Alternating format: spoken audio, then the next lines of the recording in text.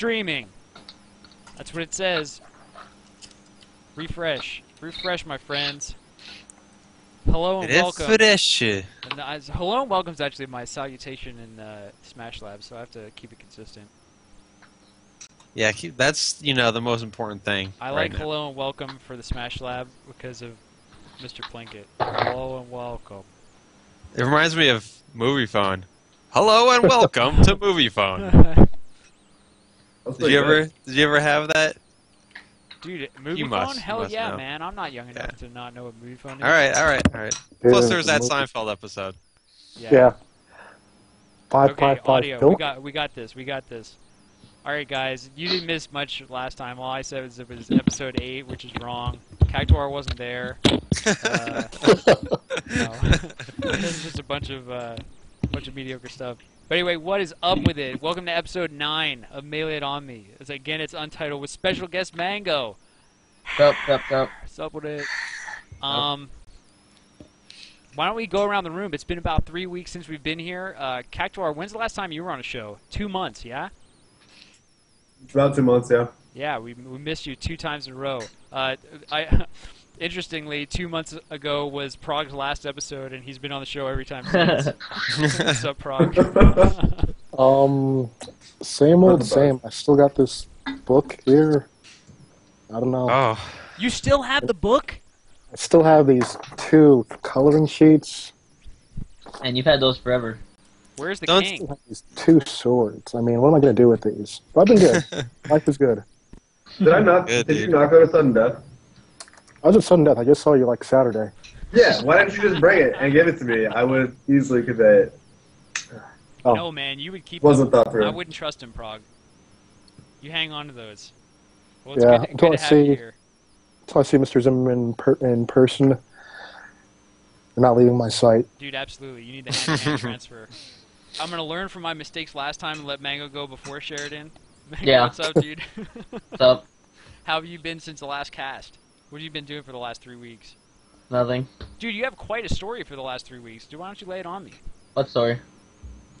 What about that journey to Fresno? Oh, I lived with Dunskies for like 2-3 weeks.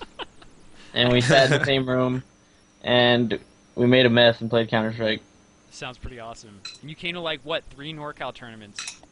Dude, I made bank while I was in NorCal. I made like $800 for no reason. Dude, it was pretty crazy. The weekend we came, we did like 3 tournaments, 3 days or something like that? Or was it 2 tournaments in 2 days? It was 2 tournaments. I went to a total of 3 tournaments in 2 weeks, which I haven't done in like since the old SoCal days. Yeah, man, NorCal's going crazy. And I also like to say that I spanked Zach and Kevin Toy with Falcon, and those videos are yet to see YouTube. They have never uploaded them. Where are those? I really need to watch them. Zach just threw them away because he got spanked. Zach threw them away? Probably. No. Who would do something like that, Scar? Who would throw away videos? We're talking about 2009. Thanks, dude. It's 3 years ago. God. I grew up since then. Sounds like a Scar thing to do. Well, I It mean, is such a Scar if that's thing. your excuse, then, I mean, I'm sure Zach's like 3 years younger than that. That's so. true.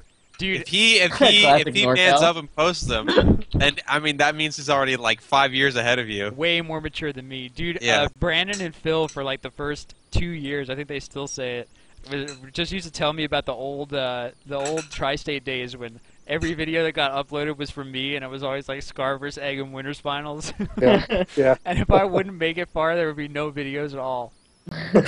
Dude, that was so stupid. I don't know why I did that. Young Scar. Man, young Scar.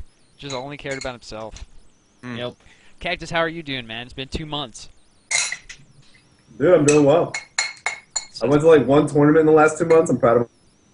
Yeah, I'm really jealous of like the West Coast scene. Every time I talk to somebody from the West Coast, they're like, "Dude, there's been so many tournaments over here. Every week there's like 2." Dude, we have this We list. hold it down, man. Look at this Yeah, list, man. crazy. 2013 upcoming tournaments is an insane scene right now. How many is this? What is G? Sheridan, G is 7. I knew you would know. 7 tourneys. 7 tourneys. That's a lot. And those are all going to be pretty decent size. Big ones, man. Actually, the thing to talk about, I mean, on the East Coast is Winter Brawl. What the hell happened? We don't Yeah. talk about it. Yeah, you're so late to the party, dude. We just don't talk Did you about guys- it. We talked about that on the last episode, and I don't know. It was there seemed to be lack of communication and some conflicting of interests, perhaps too. Conflicting of interests, Yeah. indeed. Yeah. So that's unfortunate. Because I lived like 20 minutes from the venue, and it wasn't worth it to go. And it for Smash Yeah. to pay a $35 venue fee for that. Well, you would have had to beat Velocity to get second, so it's a pretty tough Yeah. competition, man. You would have gotten hella good seating. I miss Velocity so much. I can't believe he's gonna go to Evo and be like like the first seed in like an incredibly hard pool. Yeah. He's gonna be like his little doc and like I don't know, man, Dr. PP. He's gonna get the first seed, and then there's just gonna be unseeded, like, you know, V wins or Kells or something. He has to play first round. I feel like it's definitely gonna average out in the end. I'm sure it will. I mean, whatever. Apparently the FGC people are all used to it, so Yeah, man, we'll Who get knows? used to it. It's the Super Bowl of Smash. yeah. But anyway, not to tarry here, right? Like, who's the man of the hour? Sheridan, how are you doing? What's happened in your life in the past 3 weeks? Well, I successfully defended my dissertation. Does that on have anything to Friday. do with anything? What are the consequences of that? That means I now am awarded a PhD in physics. That is fucking So, right. Does that mean you have more free time now, though? yes. Okay. Yeah. Anybody- I hope that you guys see Sheridan's new name on Skype. I renamed him. No, dude. That's who it is. On our show. Thanks for coming on, Doctor. I'm like never gonna refer to myself as doctor. You That's should just call yourself Dr. Z, man. maybe. We'll see. Congratulations. I'm so proud of you. I've been thank waiting you for this very day for much. so long. I've been calling you Dr. Me Z too. for like 3 years. I got rid of the profanity in there. And Yeah, then, we gotta keep this professional. I oh mean, yeah, you for know. sure. Where's Gimmer? If we were on Gimmer's stream, he would have kicked me off already. All right, so and then for me, I don't know. I haven't been doing anything. It sucks. I owe everybody so many things. I like still have that list. People donated so much money to get us into Evo, and we said that we were gonna have people like commentate on other games. There's like a gigantic list of all these people who gave so much money, and I have to like actually do that. It's really sad. But nobody's been bothering me too much about it, so thank you guys for being patient. Tell them we're going in 2 weeks, dude. Tell them. Well, this is an Oh! opportunity for you to be proactive about it and make a good impression. Yeah, man, we're gonna do it. So do it. We're definitely. What gonna are you do it, doing? man. And in 2 weeks, so today is On the March 1st. 20th. Yeah, by the end of this month, so as a non-April Fool's celebration, I'm going to be getting on a plane to fly to Los Angeles, where Mango is going to be meeting me at the airport. And we're going to fly to Sweden. What the? We're going to Beast. Sweden. We're going No way. to Beast. We are going to examine the printed out version of evidence.zip. We're going to review the fine print, and we're going to be hanging out with the European scene. Holy crap, man. Somebody from the U.S. is going to Europe to play some Sorry, Melee. you gotta get second. I have to Oh. get second. Okay, You gotta and get second, man. hang on. The best part about this, it's not only that I have to, from like me wanting to do well, but like there's some kind of divine influence here because the grand total of both tickets turned out to be $1,776.00. 1776. Is that a sign that America. USA is gonna change the world at this tournament? I'm pretty sure I it is, mean, dude. What are the odds? Right. Uh, I mean, That's a really good question. I don't want to invoke, a divine intervention on this, but it's pretty suggestive. When you're talking about cents too, Sheridan. Yeah. Like, I mean, Cent. I would say that you could go between like $1,000 and like $2,400. 1776 out of that, pretty crazy. Yeah. What is Oscar gonna bring up? I like. Yeah, Oscar's about to be a jerk. Yeah, there he is. He's gotta be bum Oscar. Wow, no, dude, it's gonna be crazy. As soon as no, Armada's gonna enter. Shh, it's a secret. It's a secret, dude. She's gonna So, everybody seriously, watch are you- stream. So for weak knee to not connect in PAL? Because I hear that doesn't work in PAL No, anymore. I don't want to talk about it. It's not true. Yeah, Why weak would knee. it, what did they change that makes it not connect? I think the trajectory or something is different. It just doesn't connect anymore. That's crazy. Pretty. That is crazy. Dude, this is so. I Funny. know Just- Falco's down air is like hella different too. I've played it. It's not. It doesn't really. It's not really.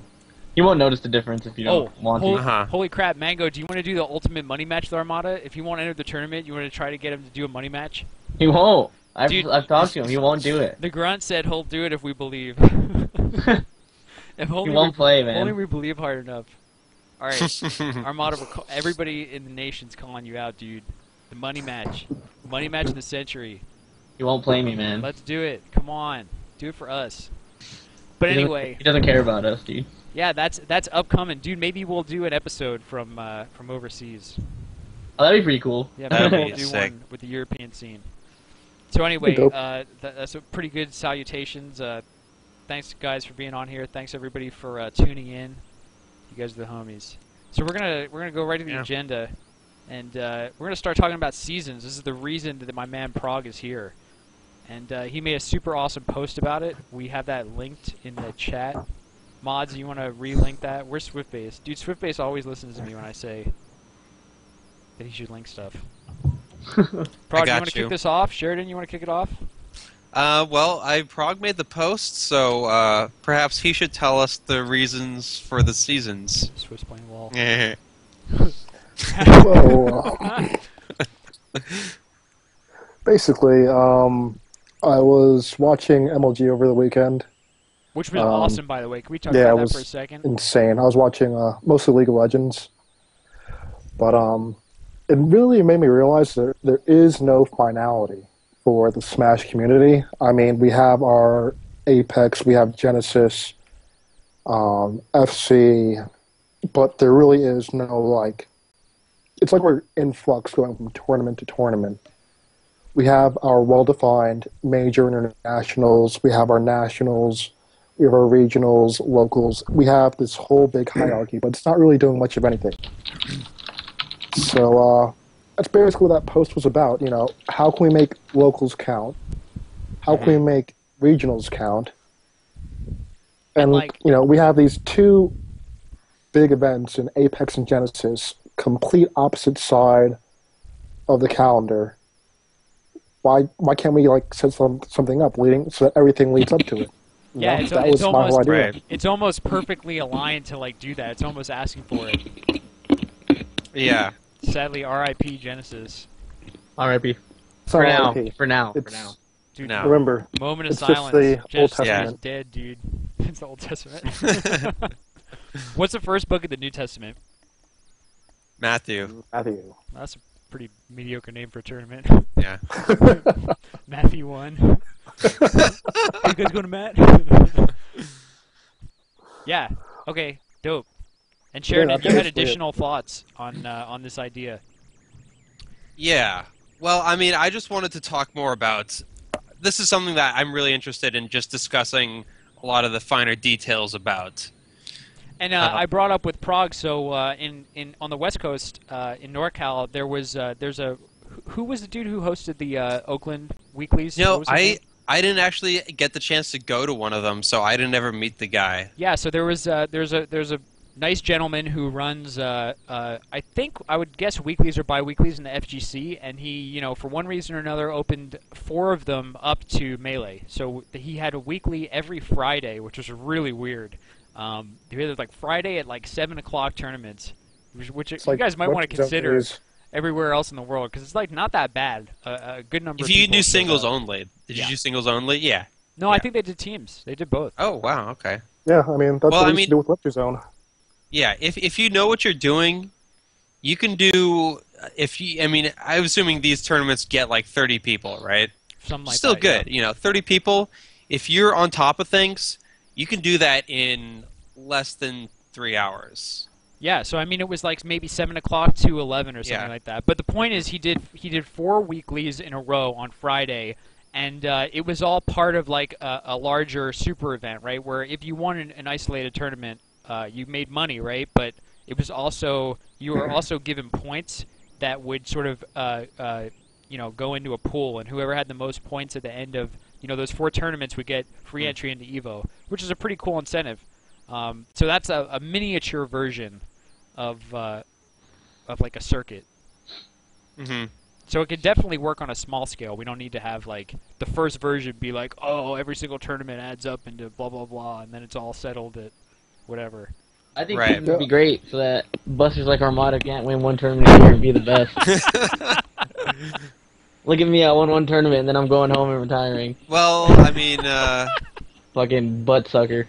That's what Armada is. I like bad. Buster, dude. Buster's so funny. yeah, Buster's good.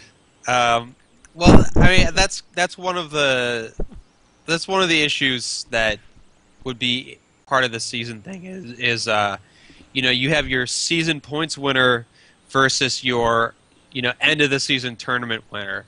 Because I mean, you can go 18-0, right, and lose the Super Bowl, and you're not the champion. You're done, right? So Right. on the other hand, you can go 10-6 and just win the big game, and you're the champion. So that's the question of, you know, what's more important to us. You know, what kind of season do we want to have? Having both is Yeah. so awesome, though, right? Because then you can have that conversation. Like, that's something that'll go on the boards forever. It's like, dude, you know, Mango won every tournament this year, so he's the best. Oh no, I did win every Armada- tournament this year. Armada won blank, so he's the best. What do you Yeah. think? But Oh, man. you know, one of the major obstacles in something like this that international players really kind of highlight is the fact that having a season and having, you know, the points be an accurate representation of skill really depends on consistent attendance, especially Right. from the top players. And you're not Right. going to get the internationals coming to a monthly tournaments. I mean, you'd be extremely lucky to have them come to 2 tournaments a year in America. Yeah. So I think that necessitates the winner of the season tournament being, you know, the champion. Prague. Going along with that, so basically, you know, like I was saying, we have our majors, and then we have our regionals, our bigger events. But it's not just the ones we have here in the States and Canada. We would have to open it up to, Hmm. for example, the Beast Series, King Funk's Castle in Europe, whatever they do in Mexico, the Caribbean. 'Cause all these places have good, strong scenes. Well, but USA is going to win Beast this year anyway, so it's not really. I'm just saying, you know, Yeah. we're taking those back along. Give me with my some points. customs. Give me my points, please. Give me my international points. The traveler's checks.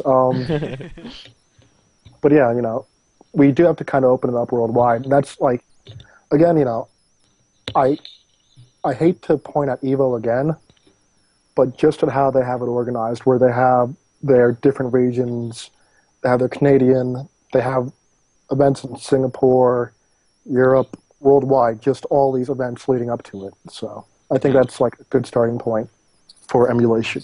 Yeah. Dude, Prague, do we have a count of how many events they have per region? Do we have a rough idea of that? It feels like there's like Per one region? big one per region leading up to Yeah, Evo. it's basically one big one per region. Okay. There's NorCal regionals, SoCal regionals. Midwest has UFGT 9, I believe. We had Winter Brawl in the Northeast, CEO in the Southeast, Toryukin in Canada. I'm not sure how many there are in Japan. I think Shadowloo Showdown, I think, is one in Australia. So yeah, they're going everywhere. Damn hella events. So, but these are only the majors count to it, right? They don't have points at locals. No. So, if we wanted to do something with locals, we'd have to do something a little different. We Yeah, have like locals work as a the small locals lead scale up. version. Yeah, Bingo. leading up to the regionals. Bingo. Scott, that's a sexy 7 on the scale of best ideas. When you're sexy 7. Dude, I feel like since Jared has been promoted to doctor, that I'm gonna get like a severe downgrade in most of the ratings. I feel like there's a material You're done change for, there. dude. Yeah, Yeah, could be. Fraud or Yeah, like previously 6 ideas are definitely fraudulent. Now they're gonna be like 2. I'm not a fucking doctor now. Can't hear you ever say Herb that. 3. Yeah. Well, another thing we can do is we can look at how tennis does it, because they have bigger and smaller events in terms of how many points you get, and not everybody attends all of those events. So it would be, and I think there's a lot of parallels just in general between Smash and Tennis. So that's something that I think we should investigate also. What is parallel about Smash and Tennis? Can you talk a little bit more about that? Well, I mean, counterpicks with stage. Can you counterpick like the clay court? I mean, you don't counterpick, but there are the different majors have, different surfaces. Wimbledon is on grass, and you've got one on clay and two on a hard court, and there's even some subtle variations between the different hard courts too. And of course, all the little regionals have their own surfaces too. So it's maybe not as big, but there's a parallel there between that and stages and Melee. And of course, it's all single players, right? There's not teams like like racing or anything like that. Well, except You've when just there got are teams, right? Yeah, but it's not a team in the tournament, right?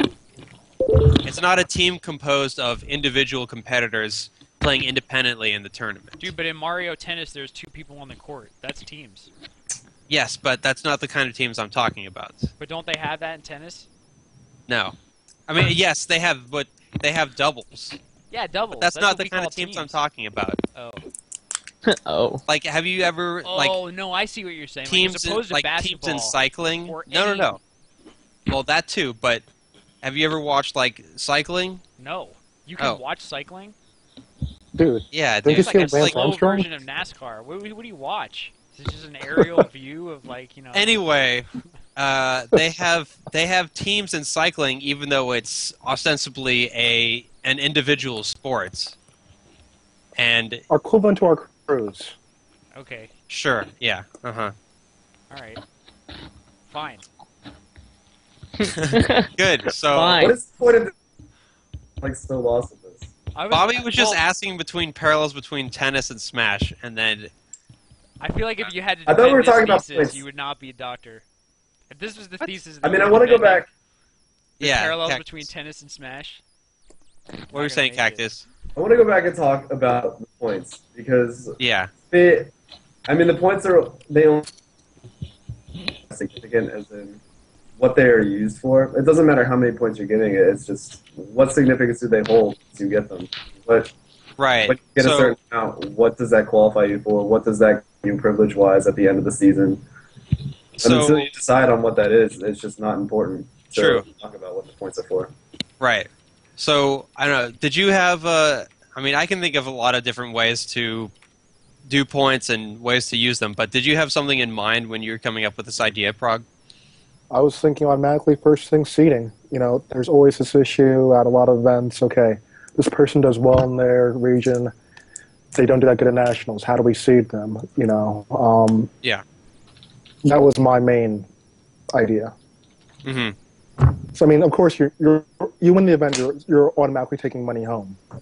Right. That's a one and done without saying. But just hey, you have to make life easier for the TOs. You can say, hey, this person won this event, first seed, bam.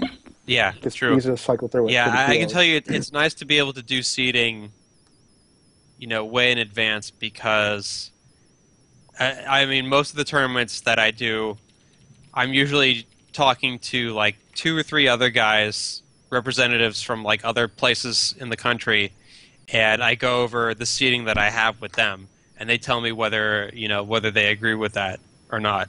And it would be nice not to have to deal with that and just not to make it just a matter of opinion between a few people and actually just have concrete numbers that we can use. Yeah, that way Apex bracket wouldn't have sucked. Oh, Nuts. bracket, dude. Do you know? Did you ever look at the bracket? It was so bad. It didn't make Right. sense. I It heard. really I didn't make sense. heard. What it was. Well, I won every tournament that year, and I had the hardest bracket. Hungrybox didn't win anything that year, and he had the easiest bracket. It didn't make sense to me. Which one was the Hungrybox bracket? Which one? He just was- played Leffen then Armada, which I think is pretty easy. I had to play Mewtwo King then PP, which I think is ridiculous. And then me and Mewtwo King got the hard. We got, I don't know. I felt like I should have been on Armada side, and Hungrybox should have been in my spot because he got spanked all year. And apparently, did you guys agree on that? You guys talk about that kind of thing? leading up to the tournament? Us? Yeah. Yeah, I had talked to Armada and I had talked to PP, and we like all decided that was probably the best. Or we had agreed on PP Armada on one side and me, Mute King, Hungrybox on the other side. Yeah, but like, instead we it all was you, MGK, and PP on one side. On one side, and then Hungrybox on like Armada's like he always gets lucky, and he always has the one person he can beat on his side of the bracket. He always only has Hungrybox. I think it's so silly. And he beat PP. Yeah, he beat PP, but PP's one of the PP, Mitch King, and me are the people who can I think have a better chance of beating him than Hungrybox, and he always I gets. mean, to look at it logically, though, you look at the and it goes more often than not. It's Armada and then some combination of you and P. Yeah. Box is always 4. 1 and 4 are always going to play. 2 and 3 are always going to play because that's how the brackets get separated. But even then, I thought they seeded it based on like, I think they did it off last year's year's Apex. Hmm. So the Hungrybox got lucky there too because he got second last year. I just think it's pretty Wait, silly. that doesn't make sense. If they seeded it based off of that, then they should have been separated. From Exactly. Yeah, I don't get yeah. what they were doing either way. I don't know. It should have been Hungrybox and whoever got third, and not Hungrybox and Armada. Yeah. Yeah. Should have. So that makes sense. Should have boycotted. Should have had like a a riot before a single started. Well, these I things don't- should have just been peer- defined a lot better than they Peer were. Because review. Well, I think that's what we're talking about, right? We're talking about a better way to. Yeah. If you have a better way to do that, like everyone Yeah. would be I happy. mean, You can't we do make want to like. it- There's also I a certain think- point where we have to convince TO the standard we want is, and I just don't know that we can do that. That we could do what? Like force TOs to abide by a standard I mean, I'd point at like Kish, who always wants to do his own thing, and I don't know if Alex Strife would want to be on board for Right. a section of his own tournament to be under our control. So Well, I think a lot of people would be super grateful to have a basis on which to seed. I mean, Sheridan was talking about when you have people Mhm. who are nowhere near your region, or like, even people who are, in nearby regions that you're really just not familiar with. It would be great to have some idea of where they should be Yeah. be seated. But there's always going to be there's always going to come up the situation where there's the guy who we know is really good, but just for whatever reason hasn't made it to a tournament where he can get a lot of points. And if you see him just by the numbers, it can mess things up. see, But this is something that- where I think there is potential in. I mean, if we do get the NBR off the ground, not to interrupt you, I'm very sorry about that, but if we do get the NBR off the grounds again, it's supposed to be the new one. It's supposed to be just all of us high top level players and talking about shit. hmm We could just make our own seating list and say that, hey, nationally, these are the people that we consider to be top whatever. These are how they should be seated in every bracket if they're all going to attend them. And you can just take this list and use it to seed brackets. What are you talking about? MBR? So, I mean, the new NBR that we kind of got rid of the old one, and the new one, Scar is the leader. I'm a leader. I'm a leader. You call me the leader? What's Armada- MBR? The melee backroom? Yeah. So Oh, okay. if we like top 10 rankings nationally Mhm. for the U.S., we could use that as legitimate. Hey, TOs just look up our published lists and use this to seed the top players apart from each other. Here's the thing, though. That was going to have to get updated constantly and consistently. Yeah, after every And- major tournament, I yeah. think, or before every major tournament, actually. Yeah. that Right, makes more sense. so the question is whether we're actually going to be able to do that or not, because that's going to require getting a lot of people together, putting in work and time discussing it. But I feel like that's a real-time discussion that happens between everybody. It's like, oh, who's better than who? And then if we're having that discussion between our group, say on Facebook, because it's a lot Yeah. easier than in Smashwords, we can kind of come to a consensus that, oh, Mango is number one right now, or PB Woo! on the way down. I don't want to be biased. I don't Yeah. want to be biased. But I just don't think it would be that difficult as long as we had the people and we had the right membership who are willing to contribute to that conversation. Can I ask? So a how would question? that fit in with what we want to do with seeding with points, if at all? Or is that just a completely different alternative? Or It's a different alternative. It's Yeah. Apex, which is what Mango is talking about right here. I'm not kind of points right Mhm. now. Okay. Yeah, but So, would we, if we're gonna do seasons though, then, I mean that's kind of, I don't know if we could do seasons with seeding points at the same time as we do something like that. Yeah, So, no, I'm not saying that the two ideas should be merged, but I mean, we Right. don't have seasons. and Right. we So, could I do mean, it. given that we don't, that's something that I think definitely we should look into. Yeah. Yeah. But the thing with seasons is, like you mentioned, there's a lot of work to be done in terms of getting the TOs of majors on board with everything, and getting the locals results all reported to everybody into kind of, I guess, one master file where all these results can be collated. Um, That's the but- dream, dude. yeah. So history has shown that whatever happens in a year for Melee, we're always going to recover if something if some system doesn't work out, right? We had MLG for a year, and Melee went on just fine without MLG afterwards, without any kind of seeding points. So I think it's worth it just to try it out Yeah, for 'cause at least even- a year 'cause and worst see case what scenario- happens. I hear what you're saying. Worst case scenario, We'll be fine. I mean, we'd be fine. Maybe a couple people played in tournaments and they didn't like their seeding, right? And that sucks, but that kind of happens anyway. So the So- only question that I would have, right? I mean, Road to Apex events are kind of mini versions of this as well. Hmm. How many people know about how many Road to Apex points they have, and how many people care about it? Yeah, that's the thing. Well, I don't what are think. they for? What? You get better seating, but I feel like the awareness of those points and what they actually do for you is definitely, and also how hard it is to get them. It's my impression that you need to do really well It's not that. to have a material impact on your seating at the event. So how do we make those top of mind and really valuable?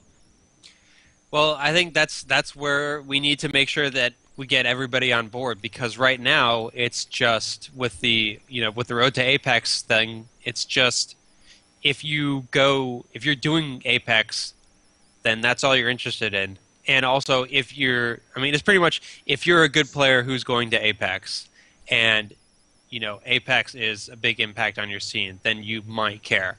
But if we have this nationwide thing, and we really promote it and get all these regional TOs on board and all their satellite local TOs on board, then it's going to be, this idea is going to permeate a lot quicker and deeper into the community, I think. Yeah. So I mean, I think the awareness aspect can be done for sure, Yeah. assuming we get people on board. Well, so okay, one thing that I actually even talked to Alex Stripe about, and he wasn't ready to do because it was too close to too close to Apex, was having a different system where the seeding points don't put you at the top of the tiny brackets, right? Mm-hmm. What were they called? Bracket pools? But Right. rather you get seeded out of bracket brackets. pools. Yeah. Whoa. Uh-huh. Now all of a sudden it's like, holy crap! I don't have to waste my day, being part of pools. I can actually be seeded out. Hey, wasting See, my day. this is the part where I think that MLG really did something right, because what they had was pro bracket. Yeah. The significance of seeding points that you accumulated over the season was that the top 8 or top 16 players, seeding wise, points wise, they were automatically entered into the bracket. In our scenario, where we want to have local tournaments having some significance and building up a type of seeding point, that I think would just get applied to how you get seeded out in pools going into it. So from pools, the top 2 players from every pool go into amateur bracket, and then from that, fill out every person in the pro bracket, played against however far down into the amateur bracket that they pulled people out of. But they would all play, if it was 8-person pro bracket, each of those 8 players would play a top 8 player from the amateur bracket, and that's how Right. it kind of it went up in levels, and it worked out really well every time. And on top of that having an impact, at the end of the season, the top 8 players points wise got to participate in the the culmination tournament, the final Right. of the year, which was, I mean, that's what PC won and got that $10,000 check and held that out there. Whoa, but no way! Holy crap! Yeah. Uh-huh. He made that much money. yeah, Yeah, he's a baller. it was a What the hell, $10,000 dude? tournament. He got What are lucky you- the one Yeah. time. Lucky one time and made the sweet big check. Dude, what was the Yeah, well, tournament where he? it- You guys remember that tournament where he back aired Dark Rain? I'm sorry, this is a tangent, and it FC. Phantom hit, FC. dude, or Dark Rain back aired him. Yeah, and no. Phantom hit. Darkwing was spanking him, and then after that, it just all went downhill The for whole Darkwing. set turned around. It was so Ugh. sad. Dude, it's the most depressing set I've ever watched in my life. He outplayed him, and then he just He got Got that Phantom, and it just got in his head. yeah. Poor Dark Rain, dude. And I think the bracket that was, I don't remember exactly who was in that bracket, but like the worst player was like Hugo, who still did fairly well, just overall in the season. So I think it shows you that, and he went to like every seeding tournament also. So I think it shows you that, even if somebody really tries to manipulate the season with the points, or they go to to way more events than everybody else, a system similar to that, like you're not going to get something that's too different from what most of the players would agree on as the top, 8 or 16 or whatever. It honestly So- worked out really well that year. Yeah, it did. Every event and qualified. I think he was the 7th slot, and Azin had taken a hiatus that year and suddenly decided to go back to an event. He went to one event Mhm. and he won that event, and that was the only way that he could accumulate enough points to get the 8th spot and go to Vegas for that. And he managed to freaking do it. He pulled it back. I think one of those matches was the 3-stock comeback. It was on it, yeah. Stadium Martino, yeah. But I mean, Oh yeah, it was just so intense. I'd be cool if we could do The that. points Like, were oh my god, very significant. 8-man Yeah. bracket with only baller pros. Like that'd be so sick. Yeah. How big of a bracket? 8 man. It was just like that was the every fun. It round. was just 8-man Yeah. bracket. It was like Yeah. Ken versus PC first round, Azin versus this guy. Like it was all the pros. Like Korean. Yeah. Like it was crazy. It's just every match you wanted to watch. I think they were all like 3 out of 5. Like it was just sick. Yeah. See, this is where I think that Evo World, when we participated in 2007, didn't do it right, because all of the qualifying events, they didn't really have a significance, because you could just go to Evo World and there was an entire bracket that they wanted to set up at Evo World that was like an additional qualifier event going into it, and that's not what that should be. The final Yeah. event should be the top players proving themselves throughout the entire season, being selected and invited to this final tournament. Yeah, that'd be Right. sick. The only the only problem with getting everybody motivated to go to those tournaments, because I mean, this was in that season, like all the good players were going to every tournament almost, but that's because there was that $10,000 check for whoever was going to get the first in season points. Mhm. And the question is whether we're going to be able to get everybody to travel to the regionals, without that kind of sponsorship. Maybe I'd we go. can get that sponsorship, dude. Yeah. I Maybe feel- not well, I feel 10K like- worth, but I don't know. I feel like you don't really need money to convince the top players because we all just. I don't think any one of us plays for money. We just play to beat each other. I think you're probably right. it Like- does add to the hype. No, Yeah. it definitely does. If there's And 10 it grand might, on the it line- might, yeah, it might like change your mind on like the, kind of iffy situations where you're like, I'm not sure if I want to go, my schedule, all this, but it's gonna help me get that $10,000. So All right, I mean, are you ready? I You ready I'm for ready. the best idea in the world? Uh-oh. okay, all right. Let's I'm hear gonna it. need chat's help too. All right, so here's what we're gonna do. First thing we're gonna do is we're gonna refine this idea just a little bit. So we're gonna see if it's a bad one or like actually the best one.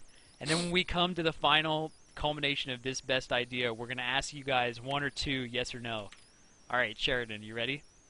Yeah. So we've been talking about how we really care about the love of the game, and ultimately like we just want to have like a really great experience. There's like there's one big thing that we have noticed drives a ton of hype. It's money. Like seriously, it just drives so much hype. Like all those like $50 money matches between like two kids who play the game for like 5 days. Those are some of the most hype sets. Everybody wants to watch them. Everybody wants to go to them. All right. So now get ready for this. Ready? Okay. Something else that I want to remind everybody of is that just how long ago? 3 months ago, 2 months ago, not even, we raised $94,000 to get our game into Evo. Okay, $94,000. We're not talking about that much money. What if we had an organized effort between, say, 5 or 6 regional TOs? We have something called like a circuit, and up front, everybody pays into it, say $100 or $200, something like that. And that gets you entry into every tournament in that whole circuit. You don't have to pay anything. No venue fee, no singles, no teams. And then we use all the money that we got up front and split it up between those tournaments and have like an organized effort where you already have like, you know, where the wins kind of go into a pool and, you know, the money kind of like adds up as you go. We have like one big final tournament. Sheridan? Uh-huh. I'm not quite sure I totally understand. Do you kind of understand? Yeah, but I I'm get not it. really. You I'm not want really there to be sure. an initial buy-in. Yeah. Yeah. So You want that to kind of establish the circuit in itself and have that money. We figure out to generate a lot. The goal that you're working towards. This would be the total amount that we're working with, and Yeah. it's just Where the the amount difficult part. Which is but I think the amount has to make sense even if you just stay in NorCal. Like in NorCal, we're gonna run like, you know, 5 or 6 tournaments over that time, and you know, if you went to all of them, you would have paid like what, $15 mhm. every one, and like we do the math and we know that it's like a good value for every region. But so you want it to be like a season pass that you're essentially Yeah. buying. yeah. Well, okay. So is this just to promote attendance? It's to create that like unification of I see. I see. the greater event, and like if I you see. do happen to travel or if you do want to travel, that money got you into Impulse if you want to go. It's like, you know, Yeah. everything feeds into it is one thing ultimately. Right. Right. So this would clear you for for stuff that you travel to across the country also. Yeah, and then the point is that like the payout at each tournament is not dependent on attendance. It's dependent on the original buy-in, and then the final tournament, like even if we want X dollars, you know. And this may not be for like tomorrow. We're not going to do it tomorrow or whatever. But I'm thinking like if we could do maybe not a 2014. Imagine we work for it, and we have a 2014 season. I would pay like, you know, how many dollars do you guys think that you pay to enter tournaments over a year? Probably like $300-400. I wouldn't want to pay it like that much up front, but like even Apex was just what, 70? Just to Yeah. enter. Evo's going to be like another cool 80. You know, it's like 80, I believe, something Yeah. ridiculous. So when you I think mean, I feel about- like this starts to go towards the idea that we could, like, hypothetically speaking, kickstart our own community and start our own Smash MLG company. that's And basically what I'm saying. Yeah. yeah, Because when you start getting into contracts and things like that, then you bring a lot of legal stuff into it. You know.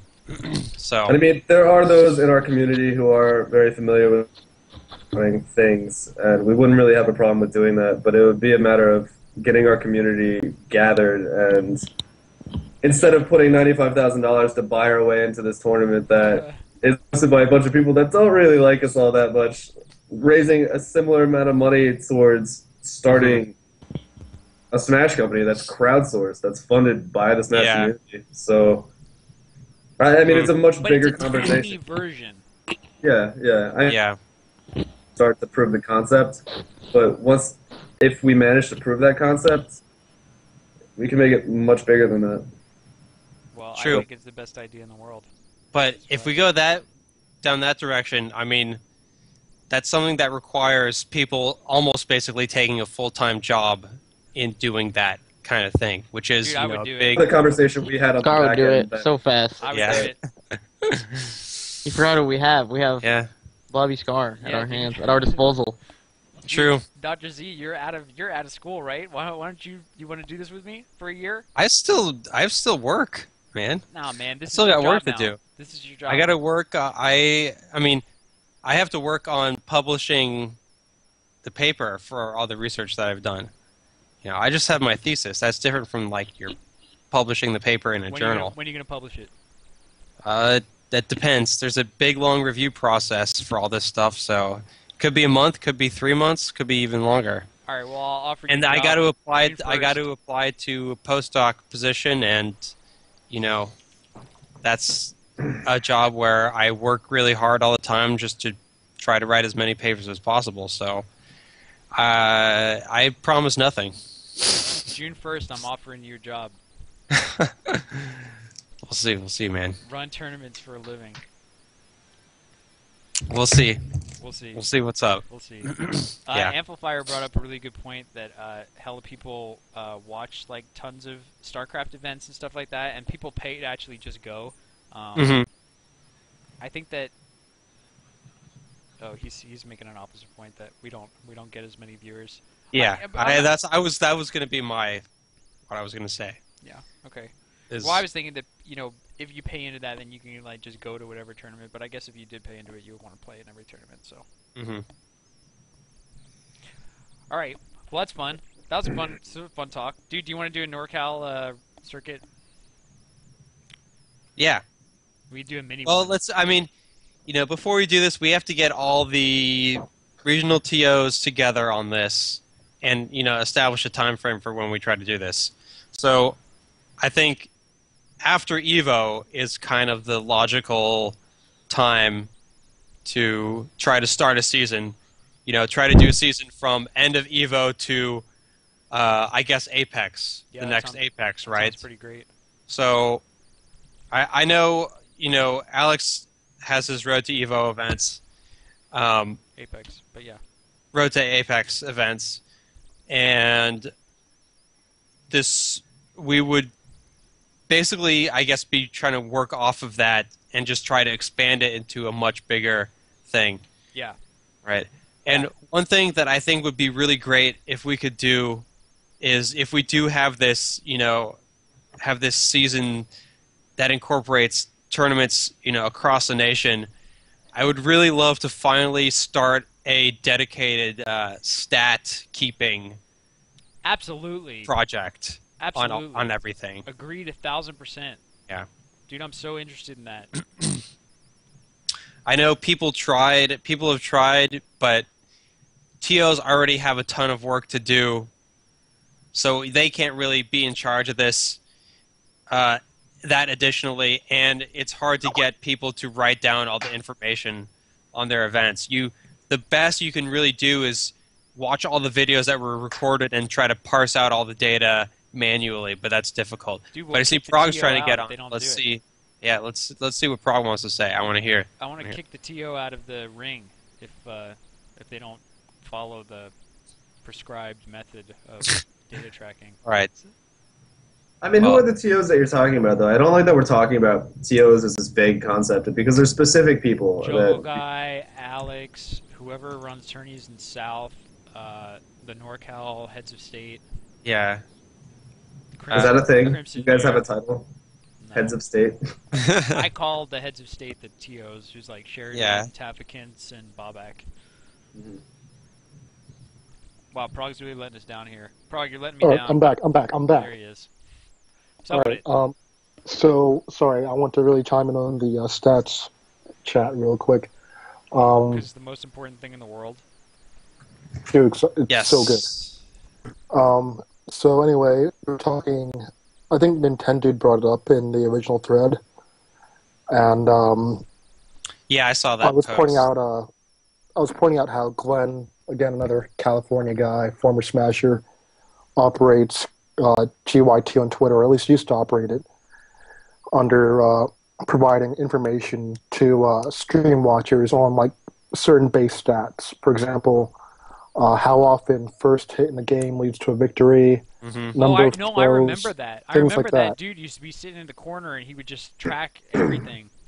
Yeah, and I mean it's a phenomenal idea, but it just requires a ton of work. Right. You know, again, he only did it for streams, let alone attempting to do it for every single event, every single match that's been recorded in the tournament. So Yeah, I mean, I can think of a whole bunch of things that I would love to track and to find correlations in, because I mean, a lot of what my work is taking a large amount of data and condensing it into some meaningful, numbers and Right. attributes. Yeah. So it's good that would be. stuff. I mean, if I had all that data, I would be. I mean, I could think of a ton of different things that I would be interested in.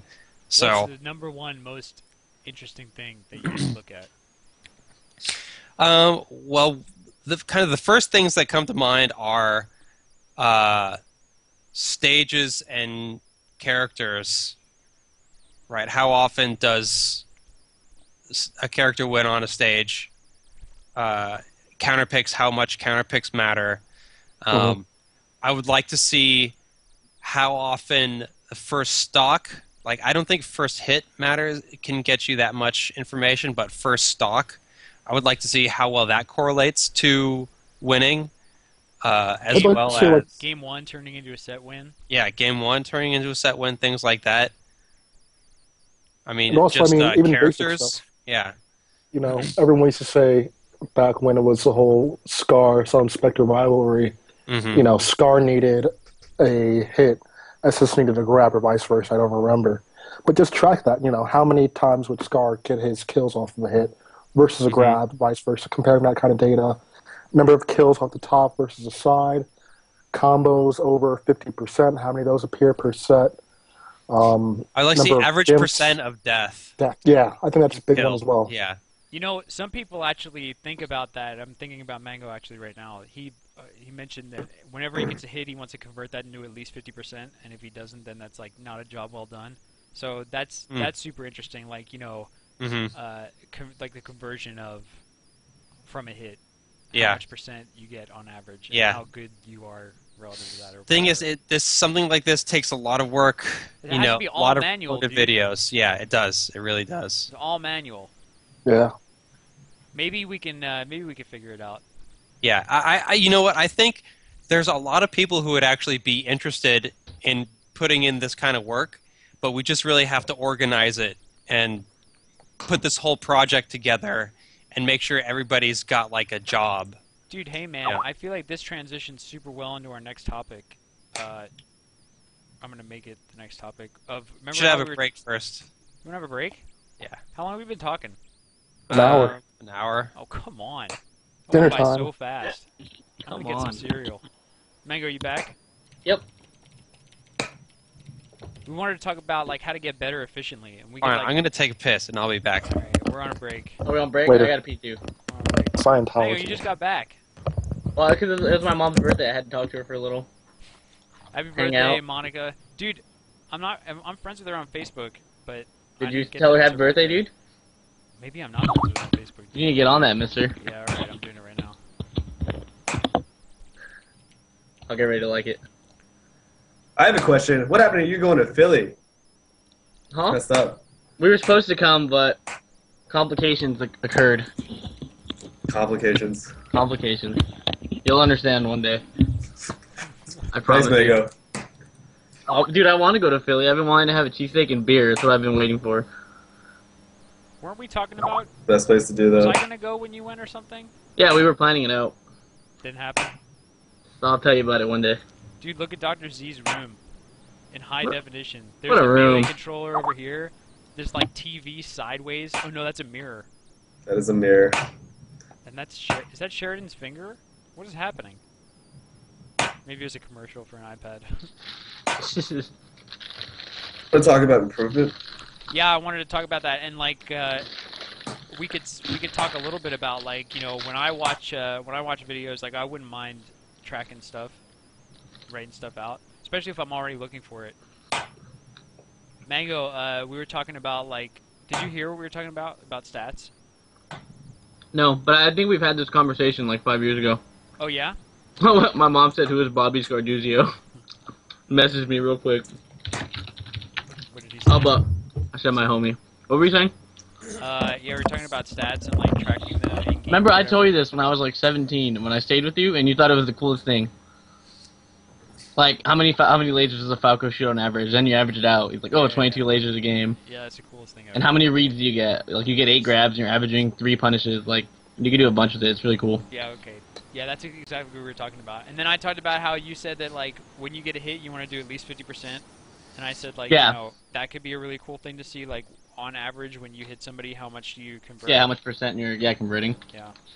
So Sheridan, you know what I was thinking? Like, we're sort of talking a little bit about like getting better yourself. I wanted to talk about that today, and Yeah. I feel like that would be a great, like, a really reliable source of data. Like, if I were looking at my own vids and studying them, I think that it would be great to know what I should be thinking about and what really has been demonstrated to, you know, to show that people have gotten better and like actually hitting a percent of your punishes or whatever. Like me tracking that myself for me, I think would be valuable for me, and then it plays into or feeds into a larger knowledge base. Yeah, because I think it can really goes a long way towards informing you what you need to work on and what's going to be like the most efficient way to improve. Yeah. But you know, you have to be careful because stats can only tell you so much, right? There's the whole mental aspect of the game that you can't really put down into numbers very well. You can try to guess what's going on based on the numbers, but really only you know what you're thinking when you did a certain thing, and you know what you can attribute a mistake or a success to. So, you know, if you're going to use numbers, you have to be also cognizant of that whole aspect of it too, and not assume that the numbers are going to paint the whole picture. Yeah, of course. But and like, I mean, if Yeah. you're like, oh, dude, this one game I converted 100% off of a grab, I killed him every time, and then it turns out it's like a dude who didn't know how to tech, and you just like down through him and killed him every time. It's like, all right, well, that's not saying that you're super good. Right. So yeah, there's definitely a lot to consider, but I mean, I feel like it would be really helpful for me to see, you know, Jeff on average gets a grab and does X, and like, how many do I do? Yeah. You know, and it could also inform just your overall strategy too. Like, I mean, you want to have something that you're trying to accomplish in the match. Like, you're always looking to go into this position, right? To this advantageous position. Like, push this guy towards the center or towards the edge of the stage, or push this guy onto a platform, or get a grab, or things like that. And you know, you can look at. There's a lot of different things you can look at to tell you, you know, what's the most effective overall strategy of gameplay. You know. Yeah, I agree with that for sure. That'll definitely help us understand. I hate this idea. You do? I mean, me looking at like, yeah, I'll get like 50 first hits and then not convert even 10% of the time. Yeah, but I hate this idea. then you'll be revered for like your first hits per match, you know, percentage or something. It's just gonna be embarrassing. Or like, you know, like hits in the neutral game. You would have. It tells you where you. Yeah, you would have like 80+%.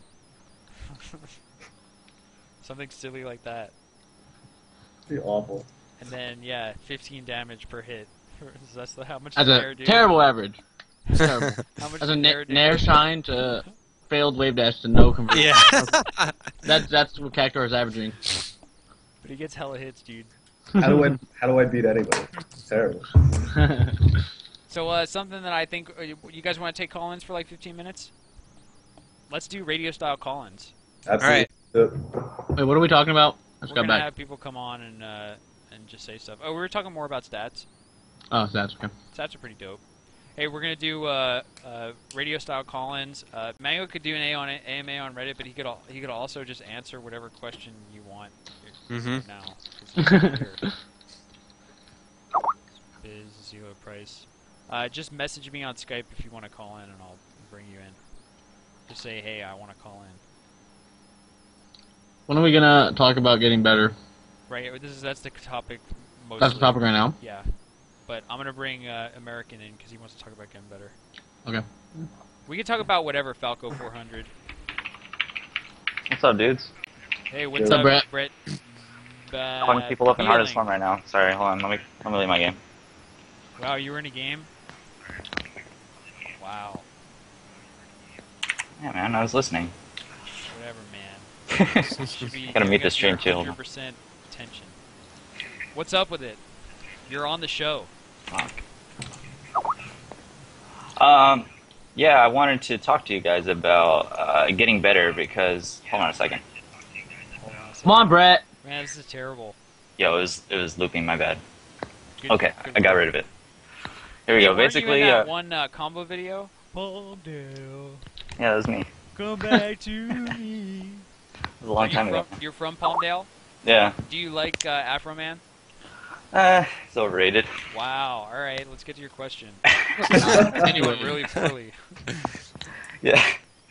Yeah, so you guys were talking about getting better, and this really tied into the project that I was talking to Prague and Scarduzio about earlier. And basically, I didn't talk too much about it because I was waiting on replies from some big companies. I have a really good relationship with a company called NewTek, and they make broadcast equipment for portable use. So one of their main things is called the TriCaster, and they use those at MLG, and they're really, really powerful and like transport friendly devices. And so I was talking to them about possibly sponsoring me for getting a unit, and I finally heard back from them, and they said, yeah, they'd love to help me out. They're always down for helping out nonprofits and startups and stuff like that. But the problem was, for my format of the show, I wanted to do like 6 weeks leading up to Evo. And he told me, like, yeah, I could give you a unit for 2 weeks, and I could possibly throw in an instant replay system. So that's kind of what I'm looking for in the time frame. A little bit about the project. This was specifically, it was a training facility type environment.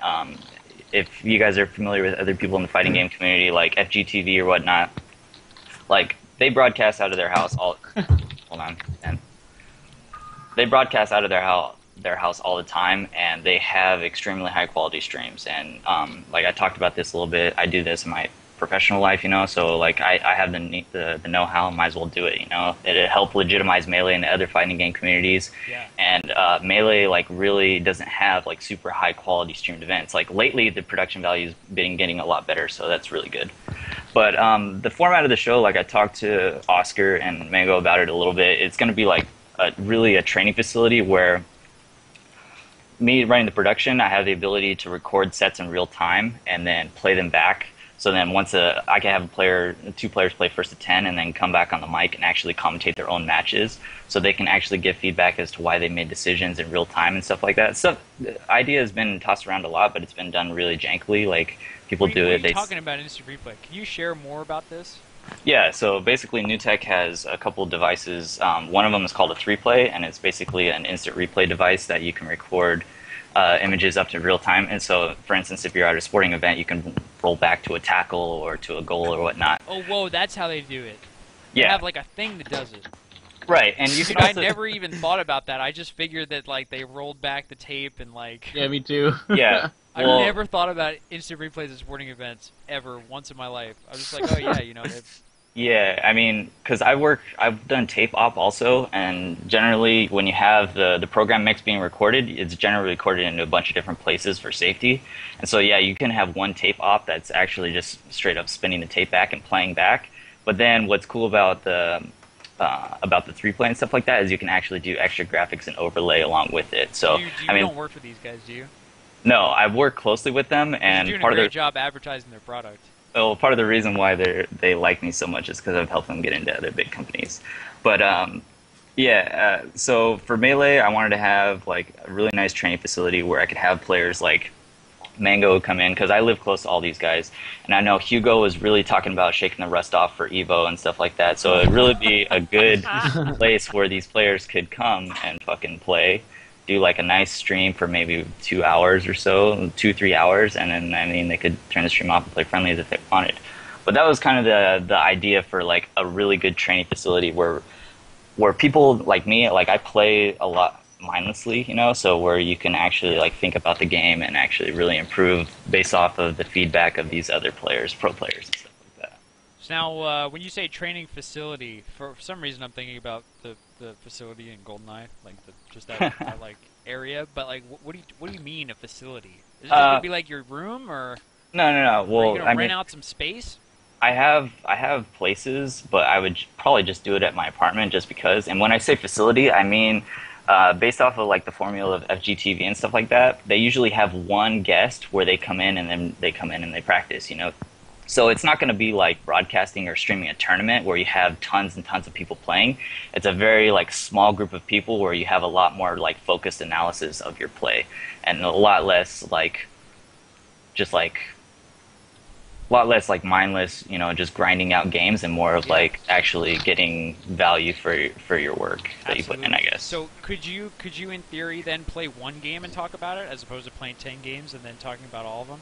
Absolutely. I mean, the cool thing about TriCaster 2 is it has built-in hard drives where you can actually spin and record. How much is this thing? The smallest unit is called the TriCaster 40. It does 4 cameras. That's $7,000. But then words into $40,000. And so that's why, like I said, money isn't the money for that type of unit isn't really realistic, and that's why I was looking to get a sponsorship. But yeah, so I know you guys are talking about earlier in the show, like there's a ton of events going on. Yeah. So I was thinking of maybe doing like 2 weekend events. And I talked to the guys yesterday, and I said maybe in June sometime, but based off of like all these events going on, I really don't want to step on anybody else's toes. I kind of want to find a nice slot for it. Do it whenever you want, dude. We want to... Well, never mind. Yeah, that's a good approach. But at the same time, too, like there is some other equipment that I would need to invest in. Like I need a soundboard, I need distribution amplifiers and stuff like that, just to like make it technically sound. That's a drop in the bucket compared to your tricorder. Yeah, I mean that stuff is not expensive. Like composite distribution amps, you can get them at like fucking Radio Shack for like $60, $80 or whatever. There you go. And then a soundboard, I could probably borrow one, but I might just invest in one. That's not going to be too much, maybe a couple $100. Do it. Anybody who has a soundboard, mail it to American.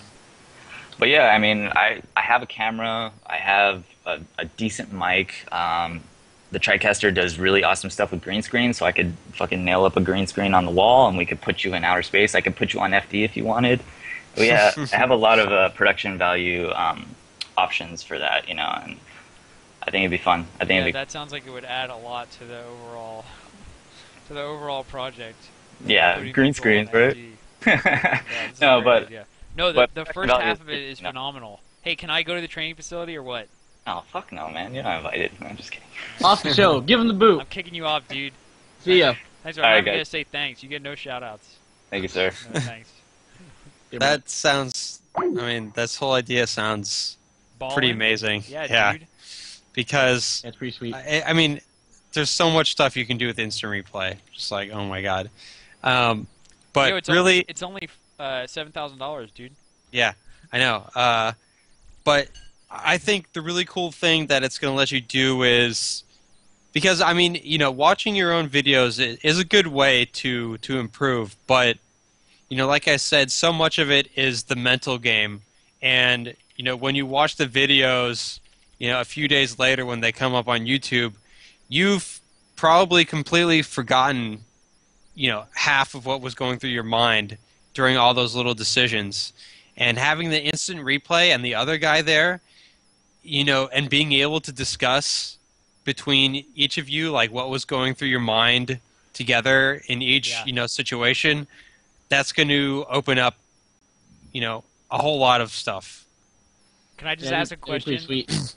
Like, how many times have you been in game and somebody was like, or even I know I would ask the question like, hey, why'd you just do that? And they would be like, what? And then in that like 2 seconds, 2.5 seconds, I completely forgot what I was asking. Well, because like in that 2 seconds, 9 other things happen. So, So it's like, many oh, what are you other talking things about? happen. Are you talking about this or that? When or that? I was Yeah. Usually you always end up with green. Right. It's like, yeah. No, I just did it because it felt right, yeah. Yeah. Oh. Max, were you gonna say something? Dean Tupper wants to come in and talk about your jam right now, Dash Dance neutral game. You ready? Neutral game. I think a lot of watching videos, a lot of different ways to watch videos. You can look specifically for the techniques that players have where it's obvious that they do this repeatedly in a situation. Like I was watching Mango play earlier, and Nice. I mean, in addition to his general shield pressure, where a lot of the times he'll do a shine and then he'll do an aerial shine and then waveland immediately on top of the platform above the opponent. He'll also do that from the ledge as an escape and to kind of buy himself room getting onto the stage. You look for specific. Well, you look for specific sequences of actions that players perform, and it lets you kind of, if you just write that down, you write down the sequence of things. Like I also watched Pee-Pee, and one of the things that he was doing, I didn't really think about it because I've only like just recently started playing Falco, but I'm looking for things for Falco, what Falco can do. You shoot lasers? Is that what Well, doing? something as simple as specific scenarios. Like if he's going to edgeguard an opponent, lasering to the very edge. What is the fastest way to get onto the edge after doing forward laser off the side of the stage? And that's as simple as just doing laser holding back so that you start like a turn walk and then wave dashing back onto the stage. That's something you should be practicing, but it's probably not something that you practice because it's not as fun as moving around the wall and moving all over the platforms and doing crazy nonsense. But it's something that's very simple. It's just short hop laser, space, wave dash onto the edge. You just practice that one little sequence over and over, and you get that to be second nature. There are so many things that high to top level players do in their matches that are clearly repeatedly that you can go in there and just take out huge sections of actions, huge sequences, and replicate that and kind of get an idea of what the purpose of it is, and then practice that. Dude, will you stream that like one time? Will you just like pick a day But, at some point in some month and just like watch some videos and be like, oh, this looks interesting to me? Dude, I was actually thinking of doing that when I was bored. Dude, Mango, Because I if watch, you do that, I'll sponsor you. I'll because pay you to do that. like I'll watch a comment. I'll just watch a match, whatever, you know, Zoo versus whatever, and like Zoo or anybody, they'll just do something. I'm like, oh my god, that was so amazing, and the commentators like don't acknowledge it at all, and I'm like, do you realize what just happened? Like he did this, Zoo has faded him into that. Like that was amazing, and they didn't say anything about it. full So I was jump thinking I wavelength to could a side commentate. platform. Things. It's Man, amazing, poor- but that's poor only Cactus one way to watch vids. Poor Cactus is cutting out on me, man. Yeah, I can't. You keep cutting out, Cactus. I don't know what you're saying.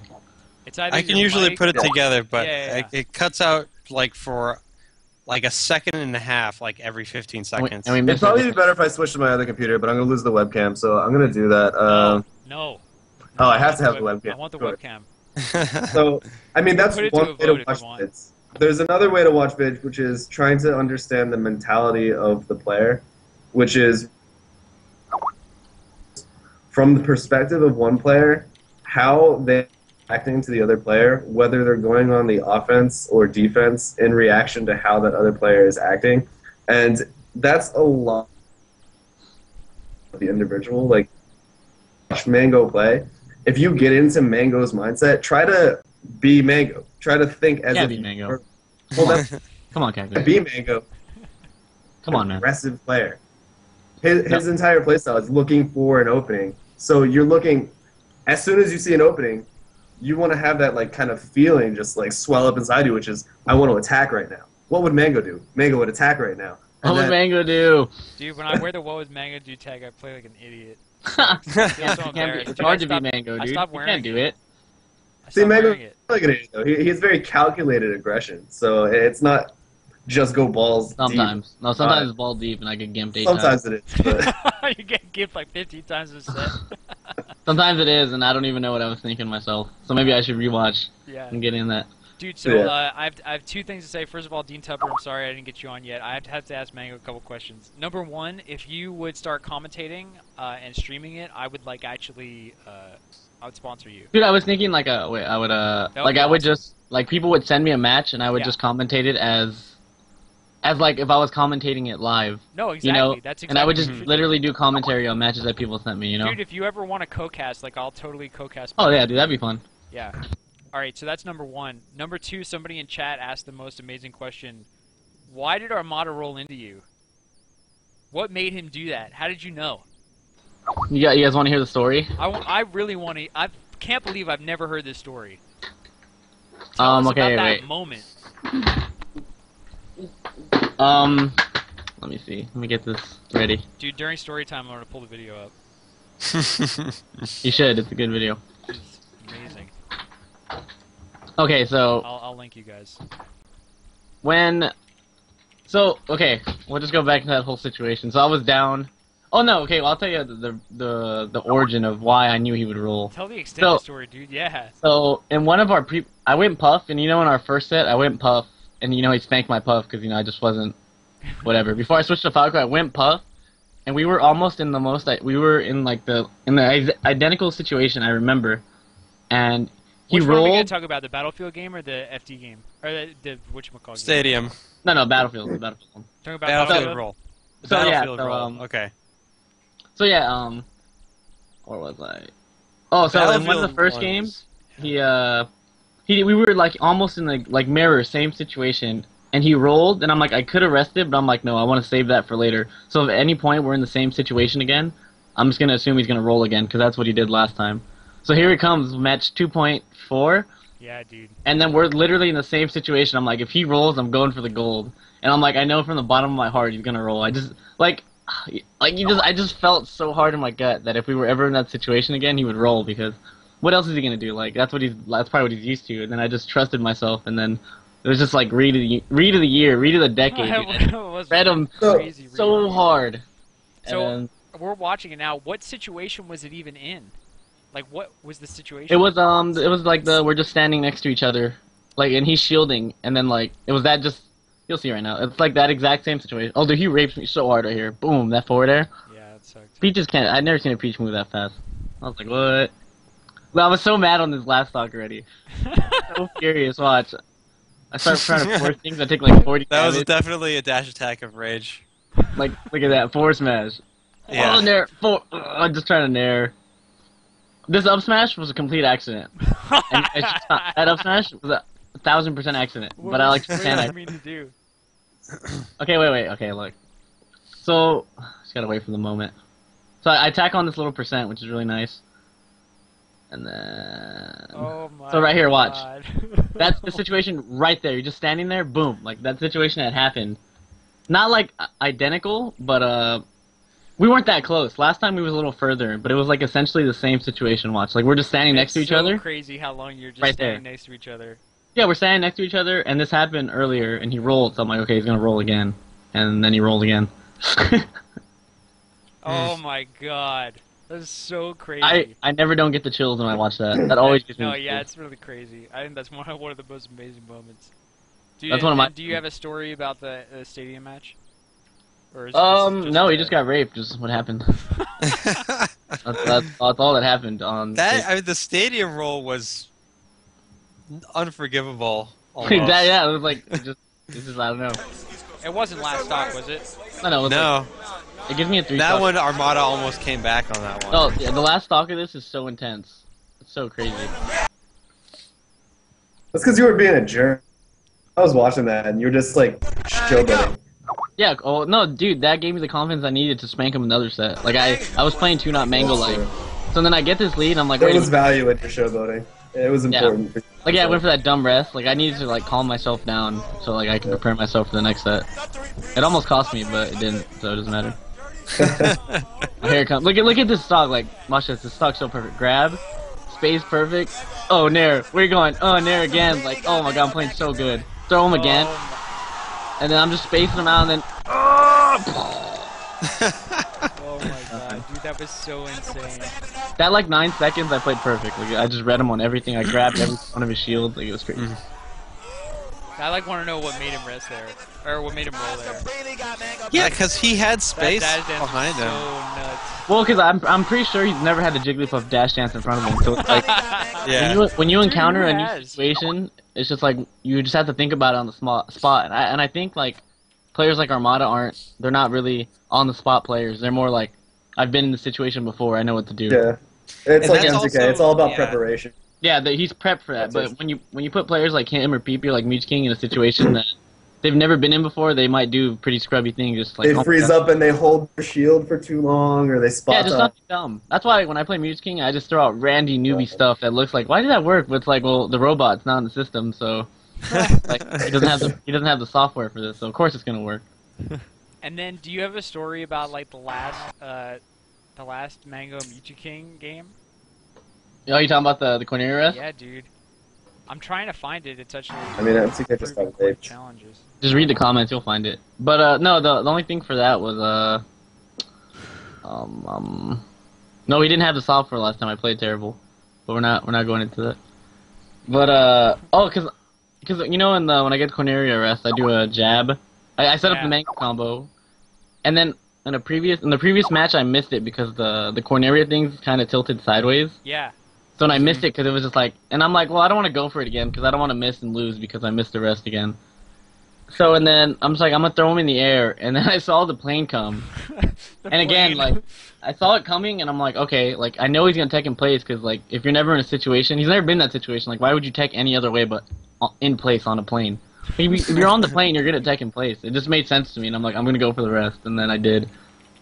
Dude, the room was so quiet. The room didn't know what to say. It was amazing. So quiet. Dude, the only sound was Plank saying, "Mewtwo King, camp!" I never thought I'd have to tell you to camp. It was crazy. I'll never forget that. Did you watch me win Pound 3? Yeah, I was there, See, dude. I was in the room. I hated you so much. I actually think Mewtwo King's just because it gave you so much time to learn him and adapt to him and kind of like set yourself up for every scenario perfectly the way you wanted it to be. Like he ran away and lasered the entire time. And he played. I've never been so camped as hard as I did by Corneria. Like it was you would hit miserable. me, run away, laser, and I'd just be like, all right, well, if that's all you got, you're not gonna win. PB&J said Mango's hanging out with him, so we're gonna add him to the call there. But I have to add Dean Tupper because he's been waiting for 100 million years. Shit, forgot about that guy. No, I didn't forget about him. He wants to talk about the neutral game and dash dancing. All right. Did one of the most cool people in the chat link me to the video? Thank you, dude. I appreciate it. I don't know why I couldn't find it. Can you guys hear me? Yeah, dude, what is up with it? You're on Melee on me.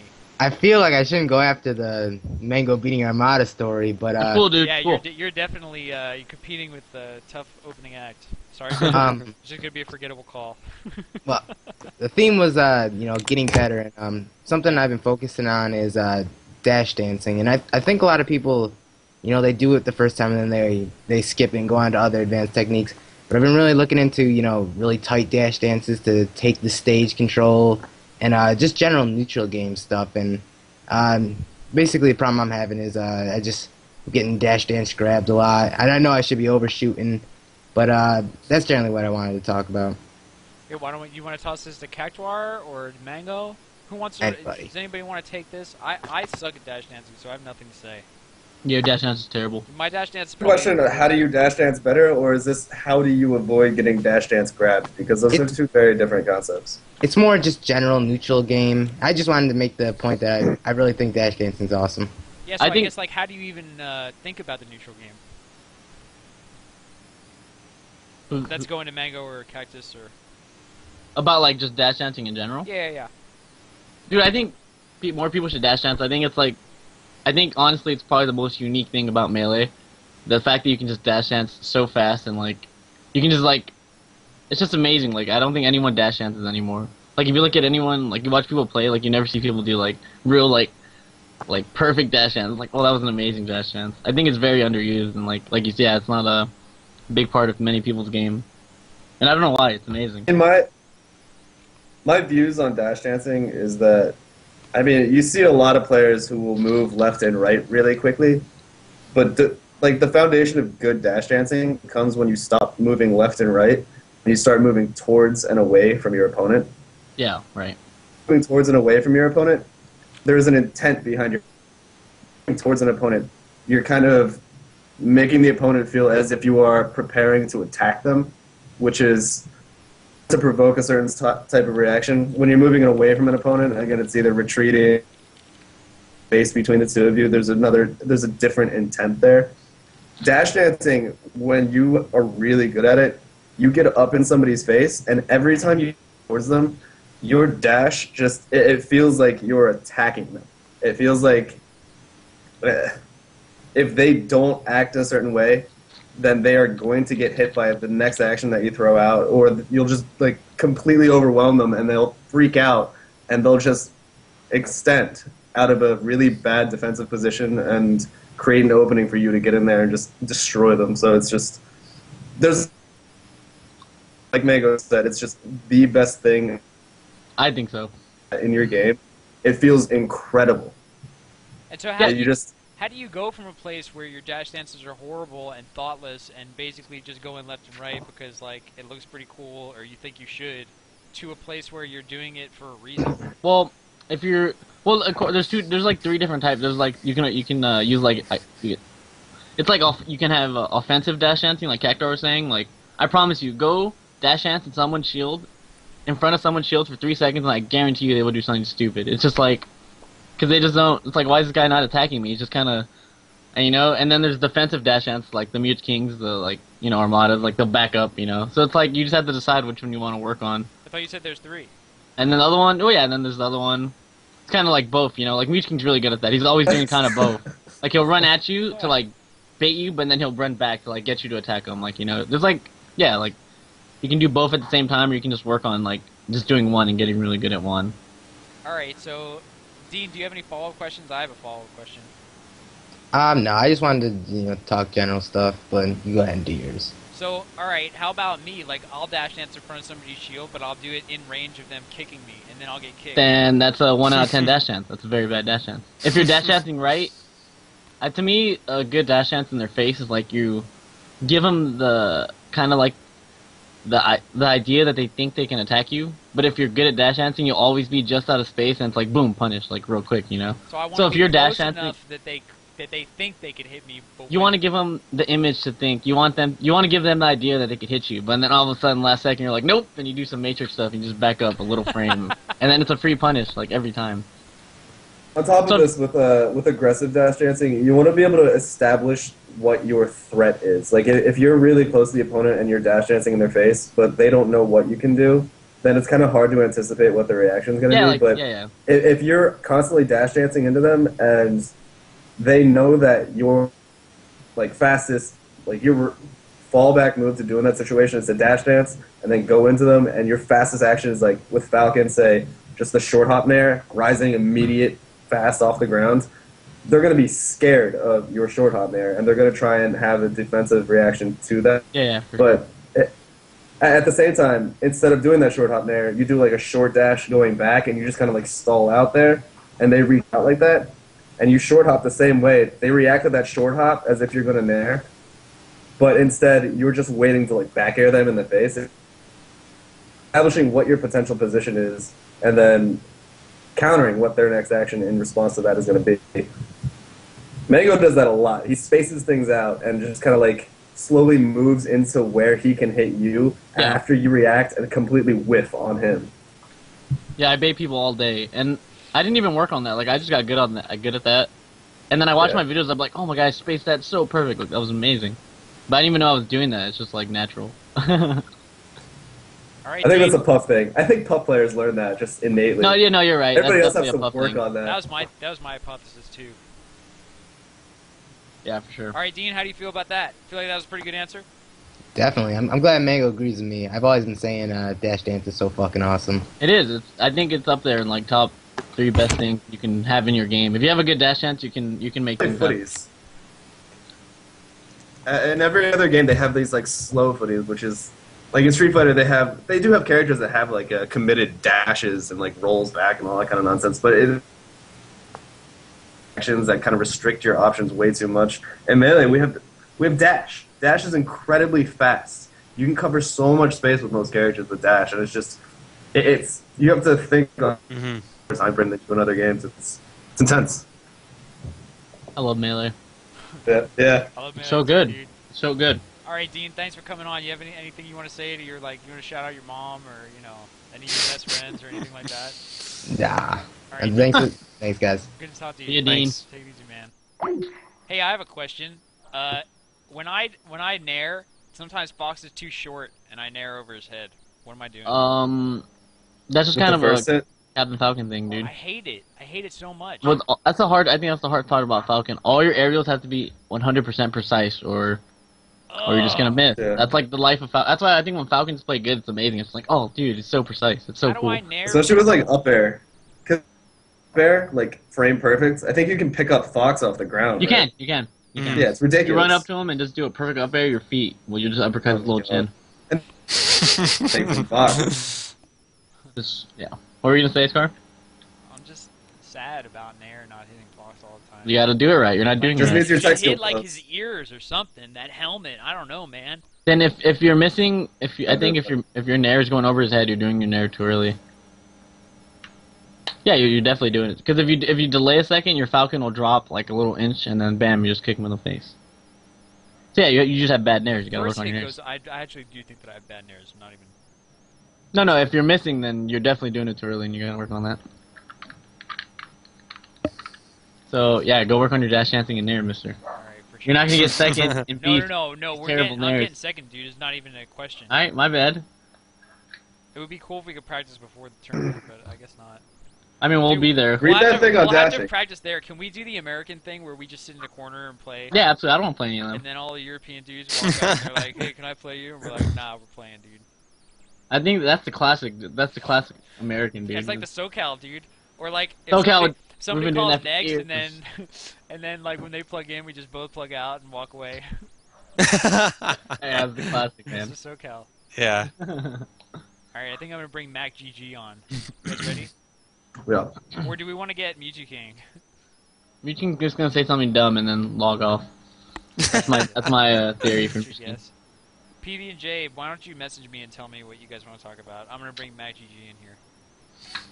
He's got a pretty cool picture of Falco, but it looks like a melee Project M Falco. Which Oh I shit! don't This computer's about to Captain shut Falcon. down.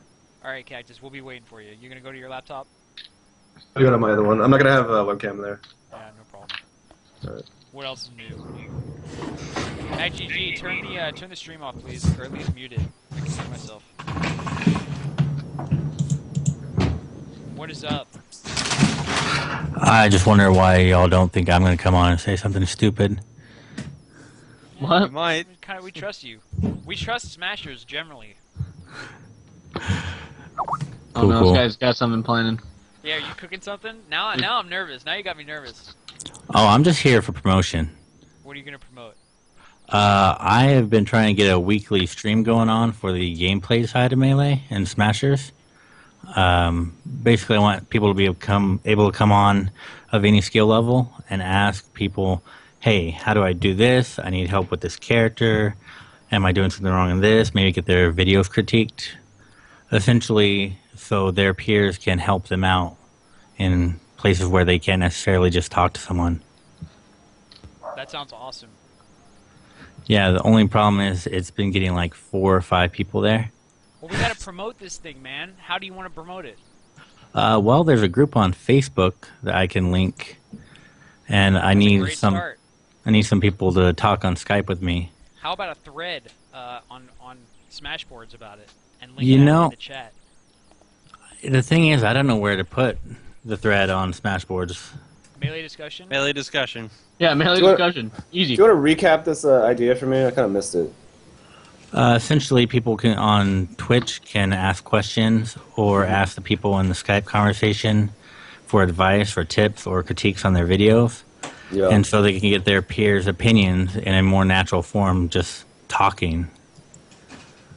I mean, Instead of I just feel like looking that's on kind of a forums. failure as a community. Like, lower level players often feel intimidated just reaching out and talking directly to other people. Like, we all have our personal info all over the place. There's no problem with just contacting somebody and asking them. I mean, most of us are pretty willing to kind of contribute and give that kind of advice. And I feel like every Smasher is friends with every Smasher on Facebook. So like, Yeah, I mean, Like, I we're could a definitely- relatively like tight knit group. We're Yeah. like less than a few thousand people, so it's not like I don't know. but I think that it's a great idea, and yeah, I mean, you should talk more about it and definitely have a thread in Smashboards, man. And Yeah. you know, we can work together, and you know, you could do one of your episodes on my streams because people are like subscribed to it. You could probably even work with VG Bootcamp and have them shout you out. That'd be fantastic. The first one actually had a Ripple on it, who's one of the devs for Melee SDR. I And don't he's care about that. he's actually really knowledgeable about Melee in general. Nice. Hey, Yeah. also, I gotta stop you right now. I just want everybody to turn their attention to the chat. We have Dunsky's 118 in the chat. Dunsky's, welcome to Melee at all. Good to have you here, man. Everybody, please say hi to Dunsky's in chat and What's just up, like Dunk? try to get to know him through chat. This is like a really amazing opportunity for all you guys sitting in the Melee Army chat room. MacGG, you can ask him anything you want. Eh. Wait, wow. You're about to get the boot, dude. Wow. It's I'm like just a mad, Dunk. sacrilege. I don't. If you I want to don't- have this stream support you, you're gonna have to support Dunk. That's the way that it goes. Oh no, I'm just kidding. I have nothing. I don't have any questions. I guess. I'll think of one over time. That sounds good. And hey, I have a great place for you to start. So I have this big list of matches that people want, that people paid good money to have critiqued. And you can absolutely start there and stream those matches and get good players on to critique them. Yeah, all I need to do is actually find some people who have time. I've been doing it on like Thursdays at 6:30 Central. I just need to find people who are willing to talk during that time. Cool. Sounds good, man. Hey, so next one, will you make sure that you post it in the Melee It On Me Facebook group? And will you make sure that you post it in Smashwords? And would you make sure to link this Twitch chat to everything that you create? All those things are done, and I'll make sure to link it. The next one is going to be tomorrow, 6:30. Dude, I'm gonna watch it. What time is that Pacific time? Pacific, 4:30. I'm gonna watch from work. Fantastic. All right, man. And what is the name of your program? Let's talk Smash. Let's Talk Smash. So that's the first thing that we're gonna talk, you have to say, because then it's Brandon. Sorry, I don't want to give you a lesson. Well, that's all. Dude, however That's you all want. it's about. Everybody tune in to Let's Talk Smash tomorrow. Woo! 4:30 Pacific. 4:30 And, Pacific time. And bring your questions. Yeah, come equipped with questions. Dude, I'm gonna ask hella questions on the stream. Please do. I have some like 5 or 6 just ready in case nobody talks, but more the better. Dude, give us a taste of those 5 or 6 questions. Oh God, let me see. All right, let me bring one up real quick. If my phone doesn't die first. Dunskies loves this idea. Dude, Dunskies loves this idea. That makes it amazing. Well, like here's a few questions that people might want to know: how to deal with the stress of being under shield pressure. Like, Roll. Next great question, advice. Next question. What a noob. I think rolling is very underrated, but I'll get into that another day. I another do question. too, actually. Thanks, Another sir. question is: what is something specific about your main that people should know but is often not taught? What did you say? What is something about your main that you feel people should know but is often not taught? Interesting. That's a pretty good question. And that'll be one of the ones tomorrow. Great. All right, thanks, MacGG, for coming on. Is that your tag? Can I call you that? I go by Xylo. All right, Xylo. Thank you so much for coming on. We're gonna Yep. tune into your stream tomorrow. Is it twitch.tv/ Slash Xylo Price SSBM. I'll just link it. Jesus Christ, come on, Uh, man. You're killing me here. Philo, come on. I'll just use somebody else's next time. No, it's pretty good. It'll be fine. All right, man. Yeah, I'm gonna watch it. 4:30 Pacific, 6:30 Central, 7:30 Eastern. Eastern. Great. All right, dude. See y'all Thanks there. so much, and I'll send you that list, and you can have all those people on. Fantastic. All right, dude. Thanks again. All right, bye. See ya. I'm gonna watch it. All right, I guess I'll Cool. get Music King out. No, Oh. he's upstairs, not coming on. And Good. Bizarro Flame wanted to call in. Eh. He wants to talk about your baits and how amazing they are, and tournament judges. Oh, wait a minute. Wait a minute, let's get him on. All right, go ahead. So We we can gotta go tell him he's walking on thin ice. Make sure he knows. Yeah. Starting at a disadvantage. Hey, how's it going, guys? Hey, Biz, what's going on, Hi, man? dude. Sup? Hey, so Mango, yeah. What are you wearing? Holy crap, Oh. man! Wearing Is a that a trench vest? coat. It's a Swag. trench coat vest Swag. and white shirt underneath. Wow, dude, what are you wearing? Are you in your room? Yeah, I'm in my room. Is this just what you wear around? I usually wear these type of clothes every day. It's pretty amazing. You never wear a trench coat at a Smash tournament. Oh yeah, this is like one of my first trench coats. Dude, I better see it on Saturday. Oh, definitely, man. All right, I'll be waiting. Anyways, Mango, like Hi. whenever I think of baiting, I always think of Mango. You know, like just give us some general insights about baiting. I know you've talked about this a little bit before with dash dancing, but can you just rephrase it? How can I explain? Like, okay, so let's just use any character. We'll just use Marth, whatever. So, you just have to know the range of your moves, forward or nair, like down tilt. You got like, and then just like kind of like in your head, make a little square around your character, and like this is your zone. Every time you're walking, anytime you move, your zone moves with you. And if you want to bait people, you move your zone. Pretend they have a square too, and you're playing against the Falcon, and his zones are his nair, his knee, and like that's how far he can hit you, right? Yeah. So pretend, I guess, to make it easy for to understand, like both people have squares, and that's how far they can hit. And if you want to bait people, you just move your square a little outside of their range at all times, you know. So and then you want to get them to try and hit you, but if you're outside of their zone, they can't touch you, you know. So which comes to it, your dash dancing has to be really good to in order to do this like all the time. So it's like you always want to keep moving, keep your square moving, and keep out of their square, you know. And then if you do that, you'll bait everything.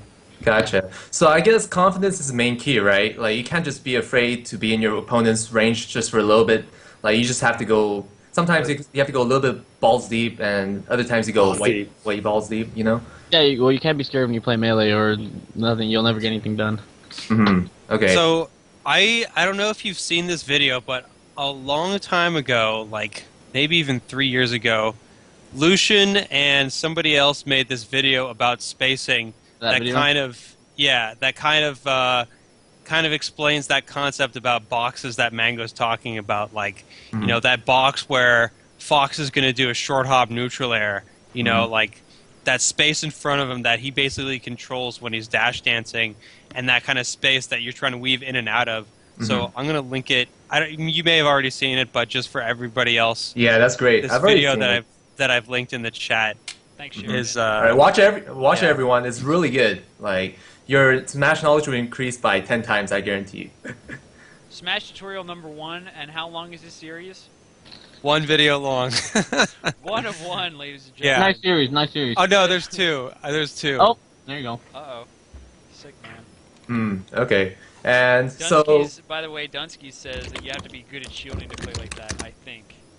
oh yeah, that's right. That's a great point made by Dunsky's. Thank you, Dun. Wow. Thanks, Duns. Yeah, that makes sense. Shoot, because you could shield, and the opponent will think they have limited defensive options. But then right as you're outside of their range, like you could just wave dash away or wave dash towards them and just mess up their sense of spacing so much. Something like that, right? Yeah, that makes sense. Whew. And Mango, I had a follow-up question. Mango and Cactus and Sheridan and Biz. Wow. So how? Okay, so there's 2 pieces to that though, right? You can bait out moves, but then there are moves that are more and less punishable than others. You know, how does that factor into the way that you think about, you know, taking opportunities? Do you just wait for like the most laggy move, the most punishable move to be thrown out, or you know? Not like in melee. You can, if you do a move and they do it wrong, you can punish anything, no matter what. Like, everything's punishable. Like how obviously if it's more laggy, you can obviously punish it easier. All right. Well, but I like was playing Stupid Toph yesterday. What's up with it? Right, Stupid Toph. I was playing him yesterday, right, and he would do like the same thing a lot, and I have a hard time baiting stuff out. Like I'll like down throw him or whatever, and I'm not super good at tech chasing just because whatever. And I know that he's gonna get up and like full jump nair. Oh, right. Because I've been punishing his shines, right? So now he started full jump nairing. I know he's gonna do it. How do I punish Fox full jump nairing? Because he comes down, the hitbox is there the whole time. As soon as up air, bro. Put a blink you can out. upper that so easy. You're such a scrub. So easy. Yeah, you can. See, me and Cag immediately when you said that, we both thought you were new. Though. So now all of a sudden I'm running away, and now I have to run towards and jump and up air without him hitting me on the way down. That's right. Falcon up air should absolutely destroy that nair. A weak nair, like how's he doing it? I imagine it's coming down all slow. Yeah, probably all slow and You're noob. Yeah, no, full hop neutral air? Yeah. Doing a terrible Falcon. I mean, like, okay, what you should do is, if you said you're dash dancing away and stuff, then you shouldn't put yourself in a, like, you should learn to punish that. You gotta put yourself in a situation where you're comfortable, you know? Wait, it's like if you're not comfortable in my brain, dashing I'm thinking away. that dash dance is the answer to all these questions, right? Like I can dash dance away and just grab him when he lands, but it's not the case. It's easier to punish him in the air. Right. That's for sure. See, this is a trap that like you should have learned playing against M2K's Fox at some point, where M2K has full jump, nair, drift back. That in itself the punishment window for that with just straight up dash dance grab is so small that most people run into it and get nicked by like the weak hit as he's falling down, and it's just you don't want your only punishment option to be dash dance grab. You want to learn how to use your hitboxes. Yeah, I'm terrible at that. We should definitely keep in your bag of tools. So then should I just stand there? That's the other thing. Stupid Fox can just tag in place and run at me and dash attack. That's actually really hard to cover when you're waiting for him to do something dumb like jump or shine. Well, I mean, I always assume that they're gonna tech in place, and like when I'm reading options, I have like one that I'm focusing on, that I'm just like ready to hit the punish button, you know, whatever that might be, as soon as I see it pop out. And then if they do something else, then I try to react to it. But like you can't hold like 3 ideas in your head really at like equal weight and try to react to them all at once. Like just focus on one and know what you're going to do if that happens. So that right when you see it happen, you know exactly what to do. Yeah. So like for me, that's almost always tech in place shine or whatever. Because that's what they fucking do. Alright, wait. Stupid Foxes do. Scar, you want to hear advice that's going to change your life? Yes. Want to hear what I do with Falcon when I play good Fox? Yes. Are you ready? All Falcons, listen to this. I'm only going to say it once. He loses. Okay, look. So whenever you grab a Fox, whatever, and you know you're going to be even a millisecond late on your tech chase, always, 100% of the time, assume the Fox is going to attack when he gets up. Because I think I'm one of the only Foxes who'll get up and shield like a normal person, but Foxes are so spoiled by being fast and having they always attack. A frame move that comes out. So what I do is, like, when I play Joey and I'm playing good, I down throw him, and then I immediately put myself in the defensive position ready to punish. So I run up to him, put myself in a nice spot where I can, like, take his move and, like, but I'll be spaced perfectly. So you run up, you know they're going to attack because, I mean, 9 out of 10 Fox players will attack. Yes. And then you put yourself in a situation where you can punish them, and then that's it. That's all you gotta do every time. Good. Dude, so for a long time I was doing the move where if I know I'm gonna be a split second late, I would wait for a down dodge or wait for a roll. People did that for like a year. That's good, but for me to murder that, and I was actually amazing at punishing people for doing that, and then they stopped. Now they attack. Oh yeah, well, because Fox players will attack. Now I need a lot more skill to actually punish. Yeah, okay, let me give an example since everyone's... So, like, you down throw a Fox, and just, like, okay, run up, and, like, you run up and you just shield in a certain zone where his shine will hit you, and if you... Like, what I do all the time to Fox is, like, especially whenever I play new Fox, I'll just run up to him, shield, they'll get up, shine, bam, free grab. Or you run up... Grab after shine? Yeah, if you do it good enough. Falcon's grab is pretty good. Yeah, well, you for that, you want to tilt your shield towards the opponent so that your character would be shifted a little bit towards the character while they're doing a grab attack. And that's what you can do. And that's another thing you can do. Yeah, no problem, man. Falcon mains. Woo! So yeah, you have to assume that they're gonna attack, and once you get your Falcon comfortable with that, you'll see instant improvement in your gameplay. I promise you. I will give you money if you don't improve. Alright, dude. I mean, this is also a scenario where you can use that as another tool. It's you run up and then you dash away very slightly and shield. Same thing. You're kind of setting up for a defensive action. But as soon as they go for an attack, as soon as they go for that aggression, you just do your instant short hop back air, which auto cancels anyway, and it's just it covers everything and it beats out all of Fox's moves. There you go, Scar. Super good versus Fox. All right, Biz, you got something else you want to talk to? This is super good discussion. I actually really like this kind of melee Tommy. We were just talking about the game. Game's fun to talk about, dude. Yeah, awesome discussion so far, guys. So my second question to you is, should we have a designated judge for every melee tournament, whether it's local, whether it's national, regional? What do you guys think? To what end? Like, what is this judge for? Okay, so this judge is to resolve any disputes that might arise between two players. Like, for instance, what was that called? Who was that? Who was the Swedish player? The Leffen controversy. The Leffen Scar controversy. Leffen. you could call it the Leffen Gate if you want. Yeah. Isn't that the TO's job? It is. It would be the TO's job, but the thing is that most TOs, I don't think they actually do research on their own like rules. They don't actually like apply themselves. They just don't look at their own rule set. and if they don't do that, it's gonna do I that. think that's either. I mean, I would say it's entirely the TO's responsibility, and if he can't do it, he needs to have somebody on his team that knows the rules. So then, I mean, so then, Dr. Z, you're saying that there should be one person to do it. Oftentimes, it should be the TO. I mean, it doesn't have. I mean, it's not somebody I would designate as my judge, like with an official title, but it's somebody. You need to have somebody that understands all these situations, knows all the rules, and has a good idea of what, this. I guess the spirit of our competition is all about. You have to have somebody that you trust on your team. That's true. I mean, I already know all about it. Federal judges, they're mostly corrupt. Right. Damn. I mean, but in Melee, the idea is that hopefully you have somebody who's well respected in the community and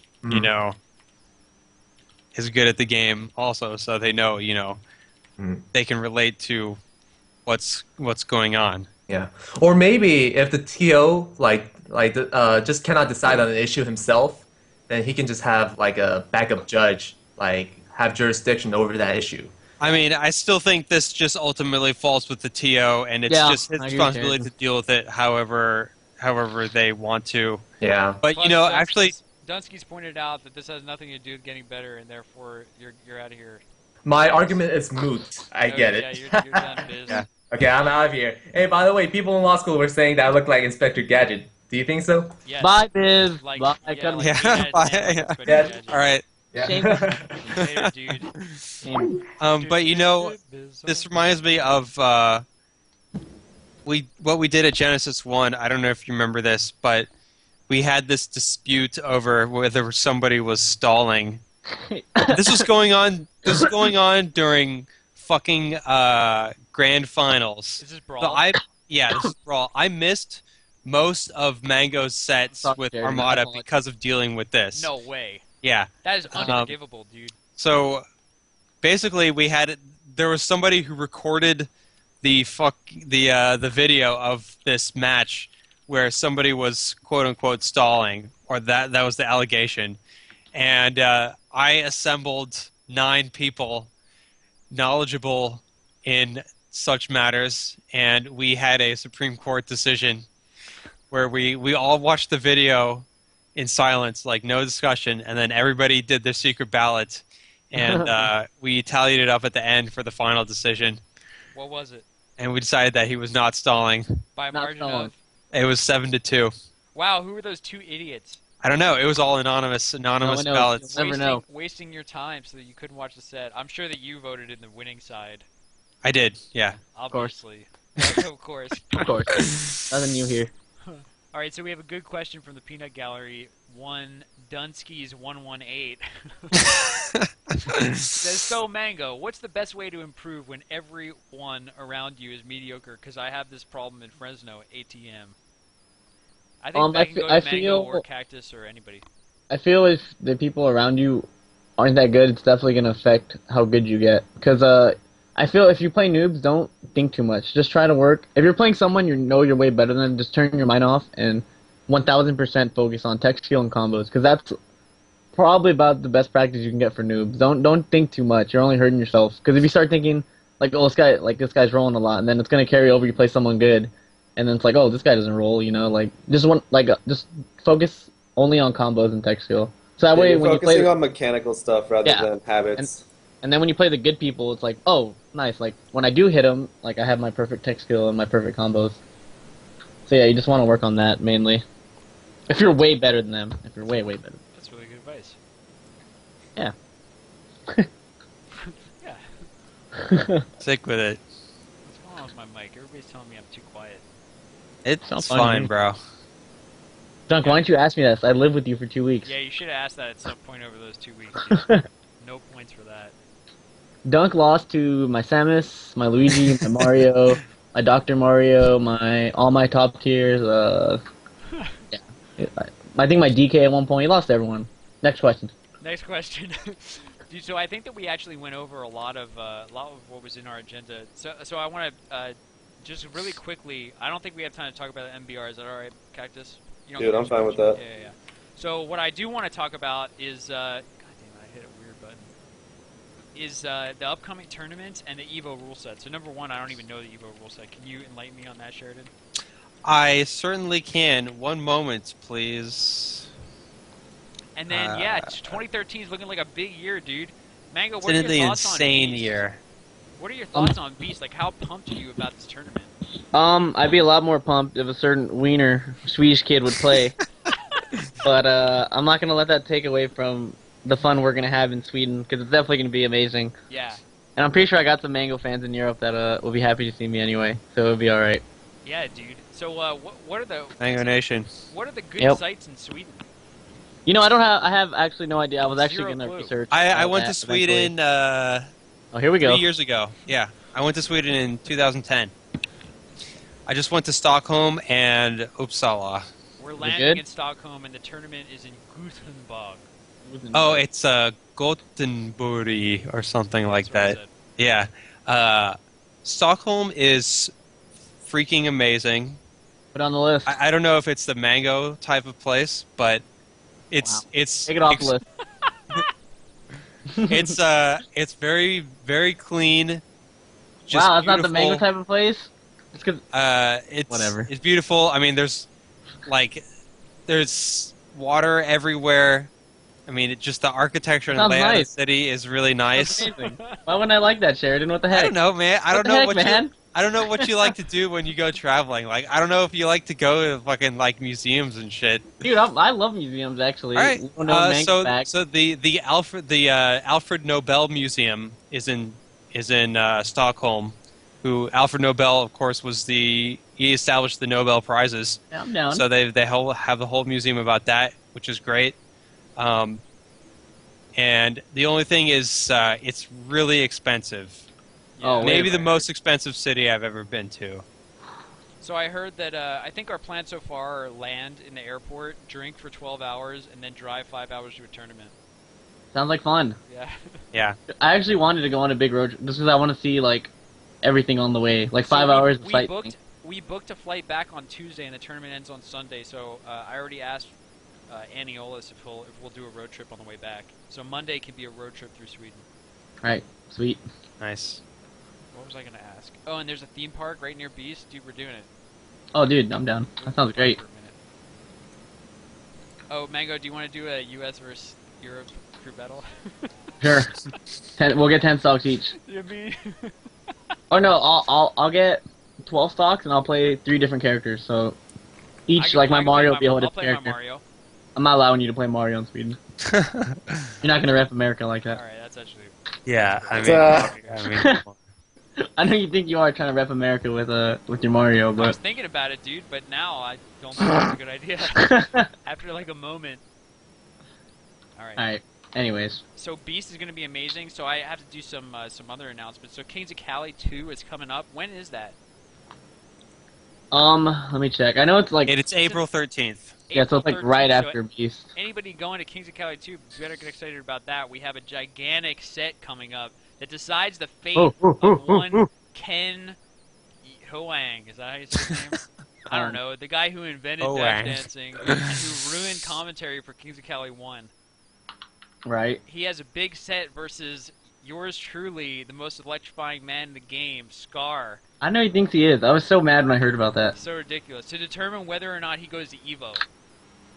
He's And going so Evo. I'm going to beat him so bad that he's not only going to Evo, but he has to serve me a free Ken combo. Bam. Because he has to drive there in his food truck. So wait, what was the terms of this bet? Seemed a little nonsensical to me, but He said he's can you not going to explain- Evo, and then I told him, I kicked him off the show. This is the night when we raised $94,000, if you recall. Good And night. then Yeah. later he said, I recall. That was actually a really good night. And then later he said he wanted to come back on the show, and I was like, you're walking on thin ice, Ken. And he was like, okay, Scar. LOL. I'll go to the tournament if you money match me at King of Cali 2. One impression. Yeah. And I was like, dude, don't even say it. You're gonna get whooped. You're gonna get junked. You better whoop him. If you lose, then you're No, man. you're banned from your own show. I'm banning you from your own 0% show. chance. Yeah, no, I'll quit. I'll quit the game. Alright, good. That'd be You so won't do embarrassing. shit. You don't want to be that so guy. Junked, dude. Especially after I beat all the Marths in Europe. Ooh.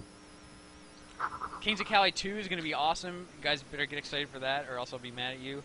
And then NorCal Regionals. So I actually heard from Falconist that NCR doesn't have a ton of people signed up already. I think that we should probably make a big push to actually sign up for NCR like this week, because I think that venue fee goes up. So anybody who hasn't, I'm actually going to do it too.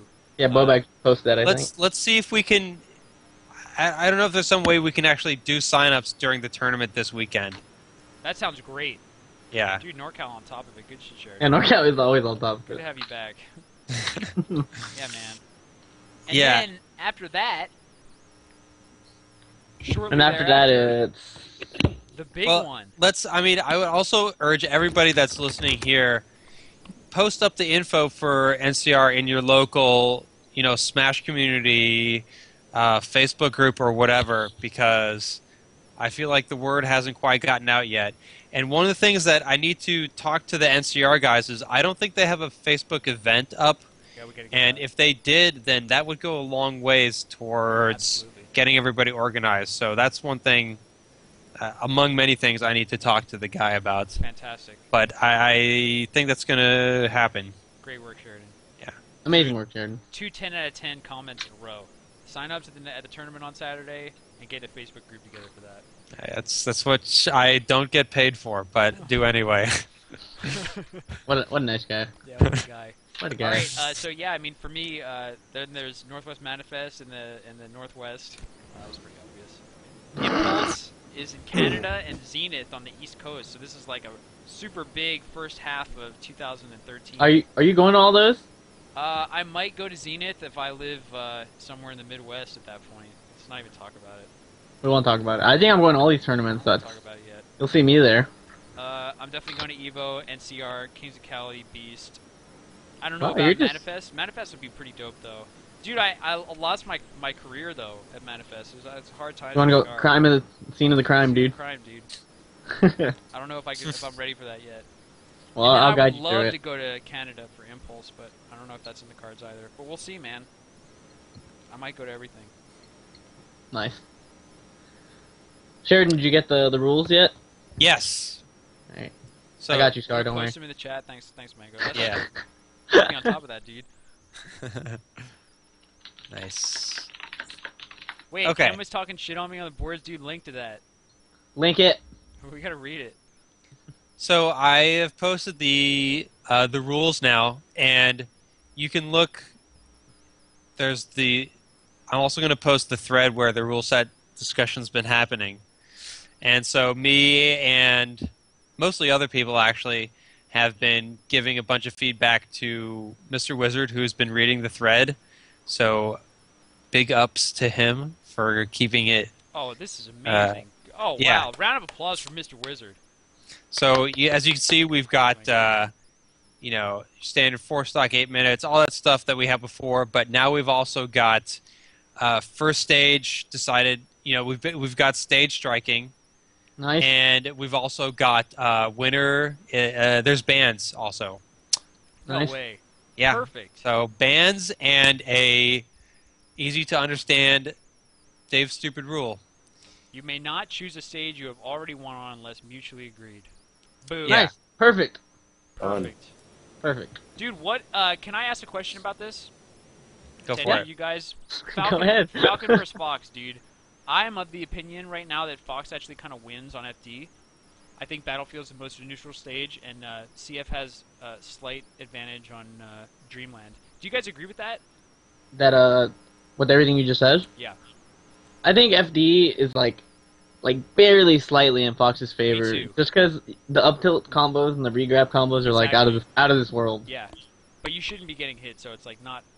It's not. It's just barely. Just because it's there gives Fox the little edge on FD. I'd agree with that. Just want to make sure, because with a one-ban system, you get your game on Battlefield, but then if you win your game on Battlefield, game 3, you kind of have to counterpick between not really advantageous stages. Yeah, I mean. Because Dreamland's definitely gone. Dreamland's definitely the best stage out of the lot. Yeah. They might. You never know. They might ban Yoshi Story. Yeah, sometimes they do. Yeah, some Fox players. Well, Have you ever seen? I think Johnny's Falcon on Yoshi Story is actually better. He's better on that level than like any other level. Yeah, he's really good. Because it's just the way he plays. Like it's possible for Falcon to do it. It's not like I don't think it's a counter pick. It's like a baby one. Okay, baby counter pick. It's not as bad as FOD. FOD's right out. Yeah. Well, That's in my fair. opinion, Foxes should probably start striking to FD as opposed to Battlefield. Yeah. Because Falcon should probably get rid of Yoshi's. I mean, because I also think that just that small little help that Falcon gets from the platforms on his recovery sometimes, like that can be like 30-40%, you know, and that can be the swing of a game. The platforms help Falcon like so much. On FD, you don't have anything to land on. You just land there and die. Oh, man, it sucks. It does suck. Forward smash edge guard, dude. Yeah. All right, sick. Hey, man, I'm really excited for Evo. I was already excited, but to have this is. Really I'm really glad they yeah, fixed this rules. is like our rules, man. This is what it is. Wait, is finals 2 out of 2 out of 3? I don't know. And the other thing is it doesn't talk about character counter picks, so I probably think that it's going to be you have to stick with your character. I don't think that'd be a big I problem don't think for that's a most big people. deal. Yeah. It'd only affect like probably like me, Armada, Muchi King. and It would definitely affect. Oh no, Armada. it's a loser. Loser can change character usually. Winner has to stay. That's not really Yeah. a problem, I think. Yeah, I think that's probably fine. That's fine, yeah. Just gonna ban FD on the off chance that somebody goes Pikachu. There you go. Gonna ban FD every game. Woohoo with your stupid shit. Yeah, Scar just taking this time to complain about I always Falcon. complain about Pikachu. Alright, I'm sorry. I'm not going to do that anymore. Alright, if anybody else wants to call in, feel free to do Pikachu. so. Otherwise, I think we're going to wrap He has up the here. smallest grab range in the entire game. Dude, T-Rex grab. He has the T-Rex grab. Definitely, like... Whereas Marth has figured it out, and he goes out. Yeah. Marsh Grab's so good. He just figured it out, man. I still think Marsh is the best character. I will say that until the day I die that Marsh is the best Can you character. talk about that a little bit? Dude, because there was a week when I played exclusively Marth. Like, I didn't touch anyone else.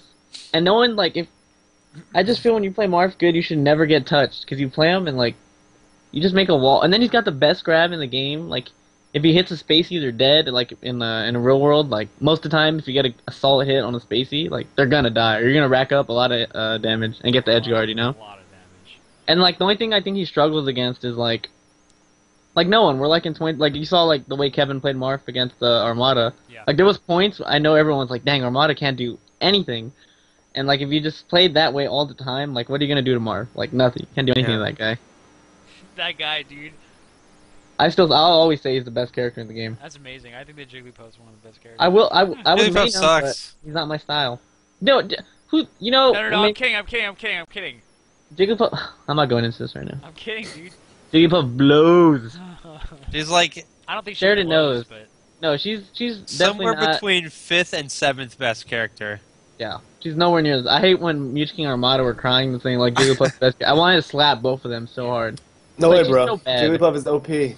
No, what's OP No, I'm just about kidding. her? I'm just kidding. she got I that agree that with you kills guys. you at 0.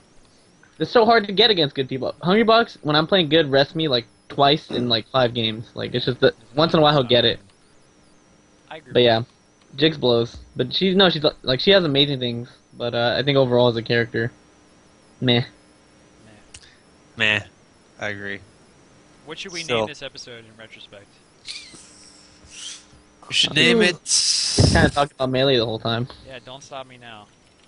Okay. And I guess that's it. Bam. That's it. Yeah. That's that. All right, guys.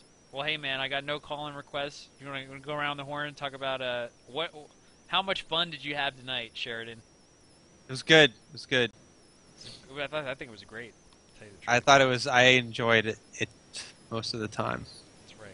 What do you mean most of the time? What was your least favorite moment on the show today? I don't know. Probably when I had to take a piss for a long time and then I wanted a break. Yeah, it sounds like it sucks. Mango, how much fun did you have on the show? It was good. I'll probably just end up being here all the time now.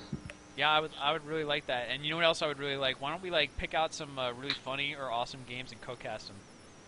Dude, no, I'm so down to do that. I'm Just so 'cause down to do it. Not people even need to. We gotta open up everyone's eyes because I hate when something really amazing happens and it goes unappreciative. kidding. And we can instant replay it if we're watching videos. Yeah, we can. I'm down. We can Yeah. work something out. The other thing, I feel like we should definitely cast Johnny vs. Kage games. Oh my God, I'm down. dude. They exist I without love that commentary, match. and like, it would add a lot to it, I think. Alright, well, we'll talk about that after the show, me and you. We'll talk. Johnny asked me to plug, so let's start wrapping this up. Yeah, okay, so here some other announcements that I want to make. Alright, guys, so basically, Heart of Swarm came out, and I started a Melee group. So if you want to join that group, I would love for you to join it. Why don't you just log in and add me, scar.403, and or bobbyscar@gmail.com, and I'll add you to the group. So now we can like really get hella people in the group. And then after that, I'm gonna go pug with Mango, and I'll probably stream it. So I'll stream too if anybody wants to come over to my stream and like ask questions. I'll be. and we could just do your stream, and I won't. I won't mind answering questions here and there while I'm playing. Cactus, how much fun did you have, dude? Dude, we talked about neutral game. I always love talking about neutral game. Neutral game's great. Neutral game is the best. Dashing, neutral game, all that stuff. Yeah, talk about it for don't hours. forget about Let's Talk About Smash tomorrow at 4:30 Pacific time. I'm probably gonna listen to that. Hopefully, you know, we can get that rolling, and you know, maybe we could be guests on that every once in a while when there's topics of discussion that have to do with what we're good at. Sure. So, and then I also want to remind everybody, fucking get your ass over to NCR. Yeah, let me post the thread here. Tell him, Sheridan. This Big is, deal. you know, yeah, this is the only event that you're going to be able to get EVO seating points at, you know, unless you want to go to Toronto. And EVO seating at EVO is going to be entirely seating points. And seating points and region, that's it. There's no special consideration if you're like the good player in your region or anything like that. So if you can come out to NCR, that would be amazing. I promise you'll have a good time. Yo, we guarantee you will have a good time. Yeah, knockout tournaments are you're gonna hang pretty out good with usually. You're gonna hang out with Dr. Z, Sheridan, Zaluski. You're gonna hang out with me, Scar, the kid. Mango's gonna be there. We're gonna have Tapikins there if you want to hear some jokes. Come on, man, you gotta come to NorCal Regional. Yeah. You really have to experience NorCal, and you know we would love to work on housing with anybody who wants to come out. Just let us know. So this is April 26th and 27th, so that's actually Friday, Saturday. So just keep that in mind. And you know, this is going to be run basically same rules as EVO. It's going to be a bracket pools tournament, and just singles. But actually, we have the room for the whole day, and a bracket pools melee tournament actually doesn't take that long. So I predict that we will be able to also have a doubles tournament. Nice. Yeah. That's awesome. So, you know, and, you know, we gotta keep supporting Smash, you know, for EVO. It doesn't just stop with the donations. So let's get everybody to show up and, you know, show them our numbers. And also, if you're gonna go, make sure you register soon because the price is going up like in a couple days. And there's also a deal with the hotel where you can get a room for like $80 a night. Whoa. And that's a pretty sick deal. So go to the NorCal Regionals website. All the information about it is there for a hotel and all that stuff. And we'll get you set up. So let's make it happen. Awesome. Thank you so much for that speech, Sheridan. Let's do it, guys. Yeah, come out and hang out with us. All right. Well, yeah. Thank you to the viewers so much for tuning in. I love having you guys here. It's always a blast. We're gonna do another one in 2 weeks, and I'm gonna try to pick up streaming like we were in the past. We were doing like, man, I was live like 3 days out of the week. So I'm gonna try to do that again. We'll get some more Smash Labs going. Mango, we have to talk about Fox vs Falco. Yeah. Gotta get on that. And we're probably gonna do some casting. It's gonna be pretty fun. We'll also probably cast from Beast. Get ready to watch the Beast stream, dude. Yours truly. Yours truly. The kid and the other kid. The kids. All right, the kids. guys. I'm gonna go down and I'll be back up in like 2 seconds. But thanks again, and check us out on YouTube. Good show, everybody. It was fun. Hey guys, Sheridan.